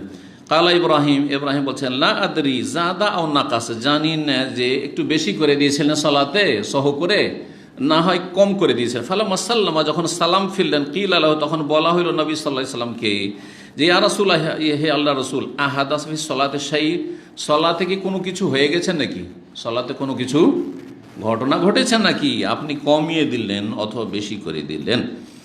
ফালাম সাল্লাহ, হ্যাঁ, তো বললেন যে ওমাজাকা, কি হয়েছে, কিছু তো হয়নি। নবী সাল্লাল্লাহু আলাইহি ওয়াসাল্লাম যে ভুলে গেছিলেন সালাতে সহ করেছেন, ওইটাও মনে নাই। মনে থাকলে কার সহ করে ইচ্ছা করে, কি হয়েছে, কালু সাল্লাইতে কাজা কাজা, এত রাকাত পড়লেন। একবার ভুলে গেছেন নবী সাল্লাল্লাহু আলাইহি ওয়াসাল্লাম, 5 রাকাত পড়িয়ে দিয়েছেন 4 রাকাত থেকে, আর একবার 2 রাকাতে সালাম ফিরিয়ে দিয়েছিলেন। তো একাধিকবার এরকম ঘটনা ঘটেছে। ফাসানা রিজলাহু, তখন নবী সাল্লাল্লাহু আলাইহি ওয়াসাল্লাম তার পা ঘুরিয়ে দিলেন, পা মুড়িয়ে দিলেন, মানে লোকজনের দিকে যে মুখ করে বসে গেছিলেন সালাম ফিরার পরে, আবার কিবলার দিয়ে ঘুরে গেলেন, পা মড়িয়ে দিলেন, ঘুরিয়ে দিলেন। ওয়াস্তাকবাল কিবলা, কিবলামুখী হইলেন। তাহলে বোঝা গেল কিবলামুখী হওয়া সালাতের জন্য শর্ত। ওয়াসাজাদা সাজদাতাইন, 2 সেজদা করলেন। সুম্মা সাল্লামা, তারপরে সালাম ফিরলেন। ফালাম্মা আকবালা আলাই নবী ওয়াজহি, তারপরে আমাদের দিকে যখন মুখমণ্ডল ফিরালেন, বলেন ইন্নাহু লাউ হাদাসা ফি সালাতি শাইউন লা নাব্বাতুকুম বিহি, যদি সালাতে এমন কিছু নতুন ঘটে বা নতুন কোনো বিধান আসে, হুকুম আসে, তাহলে অবশ্যই তোমাদেরকে জানিয়ে দেব। তো আমি তো বলিনি তোমাদেরকে যেমনটা কিছু হয়েছে যে সালাত বেশি করে দেওয়া হয়েছে বা কমিয়ে দেওয়া হয়েছে। ওয়ালাকিন ইন্নামানা বাশার, তবে মনে রেখো আমি একজন মানুষ, আর মানুষ মাটির তৈরি। মিসলুকুম, তোমাদের মতো কোন দিক থেকে, প্রাকৃতিক দিক থেকে, সৃষ্টিগত দিক থেকে, মর্যাদার দিক থেকে না। মিসলুকুম ফিল খালকি, সৃষ্টিগত দিক থেকে, আখলাকের দিক থেকেও নয়, ইমানের দিক থেকেও নয়, অনেক পার্থক্য। মর্যাদার দিক থেকে, মাকামের দিক থেকে না, তিনি নবী, তিনি রাসূলুল্লাহ, তিনি আল্লাহ রাব্বুল সবচেয়ে শ্রেষ্ঠ বান্দা, বোঝা গেছে না। কিন্তু সৃষ্টিগত যে বিষয়, প্রাকৃতিক বিষয়, যেমন পেশাব পায়খানা, তারপর স্বামী স্ত্রী যে একটা চাহিদা, পুরুষ নারী চাহিদা, তারপরে আপনার আরও যেসব মানসিক যে প্রয়োজন রয়েছে সেগুলি, তারপরে ভুলে যাওয়া, তারপরে কখনো খুশি হওয়া, কখনো দুঃখ কষ্ট হওয়া, কখনো টেনশন হওয়া, যেমন আমাদের হয়ে থাকে, নবী করিম সাল্লাল্লাহু আলাইহি ওয়াসাল্লামেরও হয়েছে। কিন্তু কারো কম কারো বেশি, আমাদের মধ্যে তো কারো কম কারো বেশি। আপনি একটুতে টেনশন করেন, আর আলহামদুলিল্লাহ অনেকে আছেন যে টেনশনই করেন না, সামান্য কিছু, একটু সামান্য হইল বাস, তারপরে ব্রেন থেকে বের করে দিল, হচ্ছে না। জি, তো নবী সাল্লাল্লাহু আলাইহি ওয়াসাল্লাম বলছেন যে আমি তোমাদের মতো মানুষ, আনসা কামা তানসাউন, সুতরাং তোমরা যেমন ভুলে যাও আমিও ভুলে যাই। ফাইজা নাসিতো, যদি আমি ভুলে যাই, ফাযাক্কিরুনি, আমাকে স্মরণ করিয়ে দিও, তোমরা স্মরণ করিয়ে দিও। ওয়াইদা শাক্কা আহাদুকুম ফি সালাতি, আর তোমাদের কারো সালাতে যদি সন্দেহ হয় যে 3 পড়লাম না 4, 2 পড়লাম না 3, ফালিয়া তাহাররা সওয়াব, সঠিক সিদ্ধান্তে উপনীত হওয়ার চেষ্টা করবে, সঠিকটার তলাশ চালাবে, সঠিকটার অনুধাবনের চেষ্টা করবে। তাহারি মানে চেষ্টা করা, জি, সঠিক কোনটা। যদি এমন হয় যে 70% একটা মনে হচ্ছে আর একটা 30%, তাহলে 70% যেটা মনে হচ্ছে ওইটা হচ্ছে সঠিক, জান্নে কালে। আর যদি দেখা যায় 50-50, শাক কখন বলা হয়, সন্দেহ, একদম মাঝামাঝিতে 2 পড়লাম না 4 পড়লাম না 3 পড়লাম, 2 পড়লাম না 3 পড়লাম, বা 3 পড়লাম না 4 পড়লাম, সন্দেহ একদম 50-50, তাহলে তো কোনো সিদ্ধান্ত নিতে পারছেন না। তাহলে কি করবেন, কোনটা সঠিক, কমটা সঠিক, কমটা নিশ্চয়, যেহেতু কমটা ধরে নেবেন আপনি। ফালিউতিম্মা আলাইহি, তার উপর ভিত্তি করে সালাত পূর্ণ করবেন। 3 না 4 সন্দেহ হচ্ছে, 3 ধরে নিয়ে বাকিটা পূরণ করুন। সুম্মা ইউসাল্লিমু, তারপরে সালাম ফিরবে। সুম্মা ইয়াসজুদু সাজদাতাইন, তারপরে 2টো সেজদা করবে, সেজদা সহ, সালামের আগেও হাদিস দ্বারা প্রমাণিত, সালামের পরেও হাদিস দ্বারা প্রমাণিত, দুটোই জায়েজ যে কোনো অবস্থায়। তবে কোনো ক্ষেত্রে সালামের আগে উত্তম, আর কোনো ক্ষেত্রে সালামের পরে উত্তম, যেগুলো ফিকহি মাসাইল, সেগুলিতে আমাদের এখন যাওয়ার সময় নেই। 32 নম্বর অধ্যায়। আজকে এই কিবলার আলোচনা যে হাদিসগুলি তো রয়েছে, আরও দু তিনটি হাদিস আছে, শেষ করে নেব জি ইনশাআল্লাহ। 32 নম্বর অধ্যায়ে বলছেন বাবু মা জাফিল কিবলাত। এই অধ্যায় হচ্ছে কিবলা সম্পর্কে। অমাল্লাম ইয়ারাল ইআদাতা আলা মান সাহা। আর কেউ যদি কিবলার ক্ষেত্রে ভুল করে দিয়ে থাকে, কিবলার উল্টো দিকে নামাজ পড়ে নিয়েছে, সালাত আদায় করে নিয়েছে, তাহলে পুনরায় সেই সালাত আদায় করতে হবে না। যারা এই মতটি পোষণ করেছেন তাদের মতের দলিল। তার মানে, আর আমার অনেক সময় এরকম হয়ে গেছে, অনেক সময় বলবো না, কখনো কখনো এরকম হয়েছে। কারণ বিভিন্ন জায়গায় বিভিন্ন দেশে হোটেলে থেকেছি, হঠাৎ করে হোটেলে প্রথম দিন উঠেছি, আর তারপরে অমুসলিম দেশে যদি হয় কে বলবে আমাকে, ধরে বোম্বাই গিয়ে 22 দিন হোটেলে থেকেছি, প্রথমবার পিস টিভি, 4বার আমি পিস টিভি রেকর্ডিংয়ে গেছি, তারপরে 15 দিন করে থেকেছি। তো প্রথমখানে গেছি, আমি কিবলা বুঝতে পারছি না। ঠিক আছে, ফরজ সালাতের ক্ষেত্রে তো ঠিক, কিন্তু আমি হঠাৎ করে ধর রাত্রে কিছু সালাত পড়বো, হ্যাঁ, বা ফজরের সময় কোথায় কাকে জিজ্ঞাসা করবো, রিসেপশনে, সব তো নন মুসলিম, কী জানবে সে, আর তারপর আমি বিশ্বাসী কী করে করব। তখন আমি ইস্তেহাদ করলাম যে আমাকে পশ্চিম দিক কোনটা মনে হচ্ছে, যেটা আমাকে মনে হচ্ছে সেটা আমার কিবলা, সেটা আমার কিবলা, এটা কিবলা মনে হচ্ছে। পরে দেখলাম যে আমি উল্টো দিকে, একটু ডানে বামে অথবা একেবারে উল্টো দিকে সালাত আদায় করেছি, আমার সালাত ঠিক, আমার সালাত ঠিক। ফরজ সালাত যদি কেউ পড়ে ফেলে তাহলে সেই সালাত পুনরায় দোহরাইতে হবে না, পুনরায় আদায় করতে হবে না। দিন এত সহজ, এমনও জটিলতা নেই। তাহলে কিবলার বিষয়টিতে যদি কেউ অনিচ্ছাকৃত ভুল করে কোনো অসুবিধা, যখন জানতে পারবে, কেউ যদি বলে দেয় আপনাকে, এই আপনি যে নামাজ পড়ছেন একটু এদিক সেদিক উল্টো দিকে পড়ছেন কেন, আপনি এদিকে হয়ে যান, সাথে সাথে ফিরে যাবেন, কিন্তু তখন জরুরি, তখন আর সালাত হবে না। তো বলছেন যে কেউ যদি ভুল করে কি করে, উল্টো দিকে সালাত পড়ে আর কিবলা ছাড়া, তাহলে তার জন্য পুনরায় আদায় করা লাগবে না। ফাসাল্লাহ এলাকায়, কারণ সে কিবলা ছাড়া অন্যদিকে সালাত আদায় করে নিয়েছিল। দলিল 3টি হাদিস নিয়ে আসা হয়েছে, 3টি হাদিস নিয়ে আসা হয়েছে, আর এর মাধ্যমে আজকে শেষ হবে। বলছেন ওয়াকাত সাল্লামান নবী সাল্লামের ফি রাকাতাই জোহরি, জোহরের 2 রাকাত সালাতে নবী সালাম ফিরে দিয়েছিলেন, জোহরের 2 রাকাত পড়েই সালাম ফিরে দিয়েছিলেন। ও আকবাল আলা নাসি বিওয়াজহি, আর তারপরে জনগণের দিকে, মুসল্লিদের দিকে মুখমণ্ডল ফিরিয়ে বসে গেছিলেন, মানে কেবলার থেকে উল্টো দিকে ফিরে বসে গেছেন। সুম্মা আতাম্মা মা বাকিয়া, তারপরে পূর্ণ করেছিলেন অবশিষ্ট সালাত। যখন তাকে বলে ইয়া রাসূলুল্লাহ, তো কম হয়ে গেছে 2 রাকাতে, জুলিয়া দেন, ওই যে হাত লম্বা লম্বা মানুষ, তিনি খেরবাক, তিনি বলছে ইয়া রাসূলুল্লাহ কুসরাতিস সালাতাম নাসিতা, ইয়া রাসূলুল্লাহ কি কসর হয়ে গেল নাকি জোহরে, বাড়িতে থেকেও কসর করতে পারবো নাকি আপনি ভুলে গেছেন? নবী সাল্লাল্লাহু আলাইহি ওয়াসাল্লাম ভুলিও নিয়ে কসর হয়, বুঝলেন না, অবশ্যই বালা নাসিতা, ভুলে গেছেন। তো নবী সাল্লাল্লাহু আলাইহি ওয়াসাল্লাম কনফার্ম হলেন, তারপরে আবার কিবলামুখী হলেন, আর তারপরে সালাত আদায় করলেন। সালাতটা আগেরটা তো বাতিল করেননি, যে মাঝখানে তো ঘুরে বসে গেছে, কিবলা দিকে উল্টা, কিবলা থেকে উল্টো হয়ে যায়নি, কিন্তু আগেরটাকে ক্যান্সেল করা হলো না। তাহলে বোঝা গেল যে আগের যে সালাতগুলি হয়ে গেছে সেটা পূর্ণ সালাত হোক অথবা অপূর্ণ হোক, কিবলা থেকে উল্টো দিকে, সেটা আল্লাহর কাছে কবুল হয়ে গেছে, কবুল হয়ে গেছে। 402 নম্বর হাদিস, আনাস রাদিয়াল্লাহু তাআলা বর্ণনা করেছেন, কালা উমর রাদিয়াল্লাহু তাআলা বলছেন, ওয়াফাকতু রাব্বি ফি সালাস, আমি 3টি বিষয়ে আল্লাহ রাব্বুল আলামিনের নাযিলকৃত বিধানের অনুকূলে কথা বলেছি।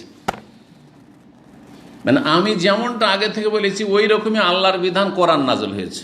3টি ক্ষেত্রে বলেছেন, কিন্তু বিভিন্ন হাদিস তলাশ করে দেখা যায় যে 3টি নয়, বেশ কিছু ক্ষেত্রে, আরও বেশ কিছু ক্ষেত্রে ওমর রাদিয়াল্লাহু তাআলা যেই মতটি পোষণ করেছেন সেই মতের পক্ষে, যেই পরামর্শ দেয় সেই পরামর্শের পক্ষে কোরআনের আয়াত নাযিল হয়েছে। 3টি কথা আগে জেনে নিই, তারপরে আরও একটি আপনাদেরকে জিজ্ঞেস করবো যদি কারো জানা থাকে। তো কি বলছেন, 3টি বিষয়ে আমি আল্লাহর বিধানের পক্ষে মত দিয়েছি, আমি মত দিয়েছি তখন ও আল্লাহর নাযিলকৃত বিধানের অনুকূলে আমার মত হয়েছে। কুলতু ইয়া রাসূলুল্লাহ, আমি একবার বললাম হে আল্লাহর রাসূল, লাউ ইত্তাখাযনা মিন মাকাম ইব্রাহিম মুসাল্লা, যদি মাকামে ইব্রাহিম আমরা সালাতে স্থান গ্রহণ করি, যে ওইখানে দাঁড়িয়ে আপনি সালাত আদায় করবেন, তো এটা ভালো না? এই কথাটা বলেছিলেন। তখন আয়াত নাযিল হয়নি, ফানাজালাত, আয়াত নাযিল হয়ে গেল সূরা বাকারা আয়াত 125, ওয়াত্তাখিযু মিন মাকাম ইব্রাহিমা মুসাল্লা, মাকাম ইব্রাহিম তোমরা মুসাল্লা গ্রহণ করো। দ্বিতীয় আয়াত হচ্ছে হেজাব, পর্দার আয়াত। পর্দার আয়াত বিধান নাযিল হয়েছে 6ষ্ঠ হিজরিতে, নবী সাল্লাল্লাহু আলাইহি ওয়াসাল্লাম হিজরতের 5 বছর পরে 6ষ্ঠ হিজরিতে। এতদিন পর্যন্ত মদিনায় এসে মদিনায় উম্মাহাতুল মুমিনিন সাহাবিয়া তারা চেহারা খুলে চলাফেরা করতেন, মাথায় কাপড় রাখতেন, শালীনতার সাথে থাকতেন। কিন্তু যারা আজকাল দেখছেন যে মাথায় কাপড় রাখছে, গায়ে হাতে ঠিকই ঢাকা আছে, কিন্তু চেহারা খুলে চলাফেরা করছে, এই চেহারাটা ঢাকতেন না। যার ফলে অনেক সাহাবা একরাম বিভিন্ন রিওয়ায়াতে বলেছেন যে হেজাব নাজেল হওয়ার আগে তাকে আমি দেখেছিলাম, বা হেজাব সাহাবিয়া বলছেন, মা আয়েশা রাদিয়াল্লাহু তাআলা যেমন বলছেন সে ইফকের মিথ্যা প্রবাদের হাদিসে, যে সাফওয়ান বিন মুআত্তাল আমাকে পর্দার হুকুম নাজেল হওয়ার আগে দেখেছিল, যার ফলে চিনে গেছিল যে এটা হচ্ছে আয়েশা। তাহলে বোঝা গেল যে নবী সাল্লাল্লাহু আলাইহি ওয়াসাল্লাম বিবিগণও চেহারা খুলে চলাফেরা করতেন। কখন? যখন চেহারা ঢাকা ফরজ হয়নি। কিন্তু আয়াত নাজেল হওয়ার পরে সঠিক মত হচ্ছে চেহারা ঢাকা ফরজ, সুন্নাত মুস্তাহাব নয়। যদিও কিছু ভালো আলেমরাও চেহারা ঢাকাকে মুস্তাহাব বলেছেন, কিন্তু তাদের মতটি দুর্বল। জি, আসল হেজাব হচ্ছে চেহারার হেজাব, আসল ফিতনা হচ্ছে কিসে? চেহারায়। যারা বিয়ে করতে যান, পাত্রী দেখতে চান, আসল কি দেখেন? চেহারা। আসল তো চেহারা। দুটা চোখ কোথায় রয়েছে? চেহারায়। এই যে প্রেমে লিপ্ত হয় আগে কিসের কারণে? চোখে চোখ মিলার কারণে। যদি চোখে চোখ মিলিয়ে কোনোদিন কথা না বলে, জীবনে কোনোদিন এই ফিতনায় পড়বে না, নর নারীর ফিতনায় পড়বে না। চার চোখ একসাথে হয়েছে, আর তারপরে তখন ভালো লেগেছে, তারপরে মুচকি হাসি দিয়েছে, সেটাও চেহারা দিয়ে, আর তারপরে তখন কথাবার্তা শুরু হয়েছে, আর তারপরে কত ফিতনায় লিপ্ত হয়েছে। বোঝা গেছে না? সুতরাং চেহারার ব্যাপারে কোনো রকমের ছাড় নেই। বড় বড় সহিহ আকীদার দু একটা আলেমও যদি এরকম বলে থাকে, তারপরে মতটি দুর্বল। এমনকি সেই আলেমের পরিবারেরও চেহারা ঢাকতে, এটা মনে রাখবেন। কিন্তু মুস্তাহাব বলেছেন, তাদের ইজতিহাদে ওইটাই যে দলিলগুলোকে মুস্তাহাব বলেছেন কিছু সংশয়ের কারণে। কিন্তু হয় হাদিসগুলি জয়ীফ, যেগুলি তারা দলিল হিসেবে পেশ করেছেন, আর না হলে সেগুলি হেজাব নাজেল হওয়ার আগের বিধান ছিল। জি, পর্দার ক্ষেত্রে ওমর বলতেন যে ইয়া রাসূলুল্লাহ, আপনার বিবিদেরকে ফাজের ফাঁসেক ভালো মন্দ সবাই দেখবে, এটা কেমন কথা হলো? না, এটা চলবে না। আমাদের বিবিরা আছে, আপনার বিবিরা আছে, না চেহারা ঢাকার হুকুম দেন। কিন্তু আয়াত নাজেল হয়নি, আল্লাহর কোন শক্ত হুকুম আসেনি, কেমন করে নবী নিজের পক্ষ থেকে বলবেন? বলছেন না। আয়াত নাজেল হয়ে গেল, বলছেন যে আয়াতুল হিজাব, পর্দার আয়াত। কুলতু ইয়া রাসূলুল্লাহ, আমি বলেছিলাম, লাউ আমার তা নিসাকা, আপনি যদি আপনার বিবিদেরকে কমপক্ষে বলেন আইয়াতে যেমন না, যে তারা চেহারার পর্দা করুক, তারা চেহারার পর্দা করুক, আর আপনার বিবিরাকে দেখে তখন অন্য অন্য মহিলারা সাহাবিয়ারাও পর্দা করা শুরু করে চেহারান। ফাইন্নাহুন্না ইউকাল্লিমুহুন্নাল বাররু ওয়াল ফাজির, তাদের সাথে ভালো মন্দ সব লোকেরাই কথা বলছে, সবাই তো আর এক রকমের লোক নয়। ফানাজালাত আয়াতুল হিজাব, তখন হিজাবের আয়াত নাজিল হয়ে গেল, দ্বিতীয় হুকুম। ওয়াজতামা, আর একবার হয়েছিল কি, নবী সাল্লাল্লাহু আলাইহি ওয়াসাল্লামের বিবিগণ কত আর ক্ষুধার্ত থাকবো, কত আর্থিক কষ্টে থাকবো, আর অনেক ধন সম্পদ আসছে, নবী সাল্লাল্লাহু আলাইহি ওয়াসাল্লাম অন্য সাহাবীদেরকে দিয়ে দিচ্ছেন, সবাইকে দিয়ে দিচ্ছেন, আমাদেরকে দেন না। মাসকে মাস চলে যাচ্ছে, বাড়িতে চুলা জ্বালাবার ব্যবস্থা হয় না, এই কষ্ট আর কতদিন করব? তো একটু তারা শক্তভাবে পিড়াপিড়ি করেছেন, আমাদের ভরণ পোষণ দিয়ে দেন, গোটা বছরের খরচ খরচা আমাদেরকে দিয়ে দেন। তো তাতে নবী সাল্লাল্লাহু আলাইহি ওয়াসাল্লাম একটু মনক্ষুণ্ণ হয়ে 1 মাসের জন্য ইলা করেছিলেন, কয়েক সপ্তাহ, কিন্তু ইলার 1 মাস তাদের কাছে যাব না, এই যে করেছিলেন। তো সেই সময় বলছেন ওই সম্পর্কে সংক্ষেপে, ওয়াজতামা নিসাউন নবী সাল্লাল্লাহু আলাইহি ওয়াসাল্লাম, বিবিগণ একত্রিত হলেন ফিল গায়রাতে আলাইহি, নবী সাল্লাল্লাহু আলাইহি সাল্লামের বিষয়ে গায়রাতের ক্ষেত্রে, মানে আত্মমর্যাদা বোধের ক্ষেত্রে। সেটা যে কোনো বিষয় হতে পারে, তার মধ্যে একটা হচ্ছে ভরণ পোষণের বিষয়টি, আর আরেকটা হচ্ছে যে সতীনে আপোষে স্বাভাবিক একটু থাকবে, একটু জি অ্যালার্জি, এটা হইতে পারে। ফাকুলতু লাহুন্না, তখন আমি বলেছিলাম নবী সাল্লাল্লাহু আলাইহি ওয়াসাল্লামের বিবিগণকে, আসা রব্বহু আন ইন তাল্লাকাকুন্না আইয়ুবদিলাহু আজওয়াজান খায়রাম মিনকুন্না, যেই কথাটি বলেছিলেন ওমর রাদিয়াল্লাহু তাআলা, ওইভাবে সূরা তাহরিম আল্লাহ আয়াতি নাজিল করে দিয়েছে। কি বলেছিলেন? যে দেখো, তোমরা নবী সাল্লাল্লাহু আলাইহি ওয়াসাল্লামের সাথে বাড়াবাড়ি করছো, একটু কেন তোমরা একটু শক্ত আচরণ করছো, এটা চাই তো সেটা চাই, আমরা খরচ চাই তো ভরণ চাই, ভষণ চাই, হ্যাঁ কেন এটা করছো? ইন তাল্লাকা কন্যা, তোমাদেরকে যদি তিনি তালাক দিয়ে দেন, তালাক দেওয়ার অধিকার আছে স্বামীর, তালাক দিয়ে দেন, তাহলে তিনি ক্ষতিগ্রস্ত হবেন না, তোমরা ক্ষতিগ্রস্ত হবে। আইয়ুবদিলাহু আজওয়াজান খায়রাম মিনকুন্না, তোমাদের চাইতে ভালো বিবি আল্লাহ রাব্বুল আলামিন তোমাদের বিকল্প হিসাবে দিয়ে দিবেন। ঠিক সেম আয়াত সূরা তাহরিমের 8 নম্বর 5, ফানাজালাত হাযিহিল আয়াত নাযিল হয়ে গিয়েছিল। আগের হাদিসে আন হুমায়দ আন আনাস আছে, আন আনা সনদের সম্পর্ক বলছে সামেত আনাস। এখানে হুমায়দ স্পষ্ট করেছেন যে আমি আনাস রাদিয়াল্লাহু তাআলা আনহু থেকে শুনেছি। 403 নম্বর হাদিস। আর এই তারপরে আরেকটি হাদিস আব্দুল্লাহ বিন দিনার বলছেন আব্দুল্লাহ বিন উমর থেকে, বাইনান নাস বিকুবাইন, লোকেরা কোবা মসজিদে ছিল, ফি সালাতে সুবহে, ফজরের সালাতে। এবার পেলেন যে মসজিদে কোবাতে প্রথম কেবলার পরিবর্তন হয়েছে। ইজাহুম আতিন, হঠাৎ করে তাদের কাছে একজন আগন্তুক ব্যক্তি আসলো, বাইরে থেকে একজন লোক আসলো অন্য জায়গা থেকে। তার কাছে কিন্তু খবর আছে যে কিবলার পরিবর্তন মসজিদ নববীতে হয়ে গেছে, কিবলাতেন মসজিদে হয়ে গেছে। ফাকাল, এসে বল, ইন্না রাসূলুল্লাহ কাদ উনজিলা আলাইহি লাইলাতা কুরআনুন, রাসূলুল্লাহ সাল্লাল্লাহু আলাইহি ওয়াসাল্লামের কাছে আজকে রাতে কোরআন নাযিল হয়েছে। হয়তো তিনি রাত্রে খবরটা জেনেছিলেন, হতে পারে আসরে জানেননি, সে বলছেন রাত্রে কোরআন নাযিল হয়েছে, কিন্তু আসলে জোহরে নাযিল হয়েছে। ওয়াকদ উমিরা আন ইস্তাকবিলাল কাবা, আর তাকে নির্দেশ দেওয়া হয়েছে যে কাবার দিকে যেন ফিরে যান। ফাস্তাকবালুহা, তখন কোবা মসজিদের মুসল্লিরা সবাই কিবলামুখী হয়ে গেল। ওয়াকানাত ওজুহুম ইলা শাম, সেই সময় তাদের মুখমণ্ডল ছিল, চেহারা ছিল শাম দেশের দিকে, মানে প্যালেস্টাইন বাইতুল মুকাদ্দাসের দিকে। ফাস্তাদারু ইলাল কাবা, তখন তারা কি করলেন, কাবার দিকে ফিরে গেলেন, কাবার দিকে ফিরে গেলেন। তো কিবলার পরিবর্তনের কথা দেখা গেল। আচ্ছা, এখানে হাদিসের অধ্যায়ের সাথে কি মিল আছে? অধ্যায় কি রয়েছে? কিবলা সম্পর্কে। আর কেউ যদি কিবলার উল্টো দিকে সলাত আদায় করে নেয় ভুলবশত, তাহলে সেই সলাতটা পুনরায় আদায় করতে হবে না, মানে কবুল হয়ে যাবে। তো হাদিস দ্বারা প্রমাণিত হইল কি হইল না?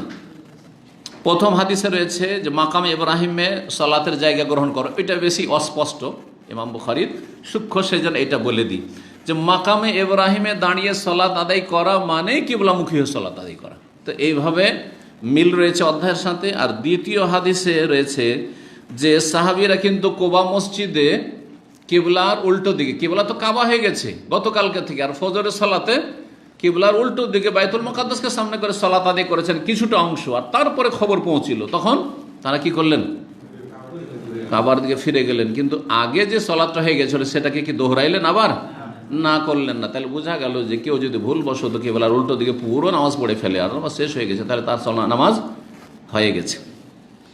404 নম্বর হাদিস, আর এই দিয়ে শেষ ইনশাআল্লাহ।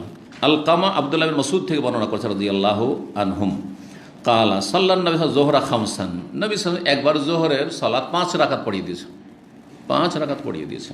জি, কেউ যদি আজকাল পড়িয়ে দেয় তো ওর উপরে মানুষ গড় গড়া শুরু করে দেয়, গরম হয়ে যায়। জি হ্যাঁ, আল্লাহ হেদায়েত করে সব জাহেল সমাজকে, মানুষ মাত্র ভুল হইতে পারে। জি, ফাকালু, তখন সাহাবীরা বললেন, আজিদা ফিস সালাহ, হে আল্লাহ রসুল, সালাত থেকে বেশি করে দেওয়া হইল নাকি?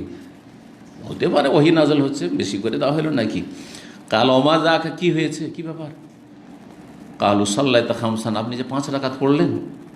হাসানা রিজলাইহি, তখন 2 পা ঘুরিয়ে দিলেন। তাহলে তখন কিবলার দিক থেকে উল্টো দিকে অলরেডি হয়েই গেছিলেন, আর তারপর সালাম ফেরার পরে, আর তারপরে 2 পা ঘুরিয়ে কিবলামুখী হয়ে গেলেন। ওয়াসাজাদা সাজদা, তাই 2 সেজদা করলেন আর সালাম করলেন। কি বোঝা গেল? 2 সিজদা করলেন। এই দুটো সিজদা কিসের? সিজদা সহর পরে কি করলেন? সালাম ফিরেছে। সিজদা সহর পরে তাশাহুদ পড়েননি। হানাফি মযহাবে এইখানে দুর্বল ফতোয়া, সহ সিজদার পরে কি করে তারা? তাশাহুদ পড়ে। তারপরে আর একটি ভিত্তিহীন হচ্ছে যে 1 সালামের পরে সহ সিজদা, না, হয় 2 সালামের পরে, আর না হলে 2 সালামের আগে হাদিসে রয়েছে। কিন্তু ডান দিকে সালাম ফিরার পরে সহ সিজদা, তারপরে বাম দিয়ে সালাম, তারপরে আবার আত্তাহিয়াত তাশাহুদ, তারপরে সালাম ফিরা, এগুলো ভিত্তিহীন, কোন সহিহ হাদিসে নেই, কোন সহিহ হাদিসে নেই। সুতরাং এই সুন্নতের খেলাফ সালাত আদায় করবেন না, যথাসাধ্য বেঁচে থাকবেন। কিন্তু ইমাম যদি ওই রকমই হয় আর আপনার এরকম পরিস্থিতি, তার পিছনে ইক্তেদা করছেন, তাহলে করে যাবেন, সে তার হিসাব দেবে, কিন্তু আপনার সালাত ইনশাআল্লাহ তাআলা হয়ে যাবে। এখানে আজকের আলোচনা শেষ করছি। ওয়া সাল্লাল্লাহু সাল্লাম আলা নবিয়িনা মুহাম্মদ ওয়া আলা আলিহি ওয়া সাহবিহি আজমাইন।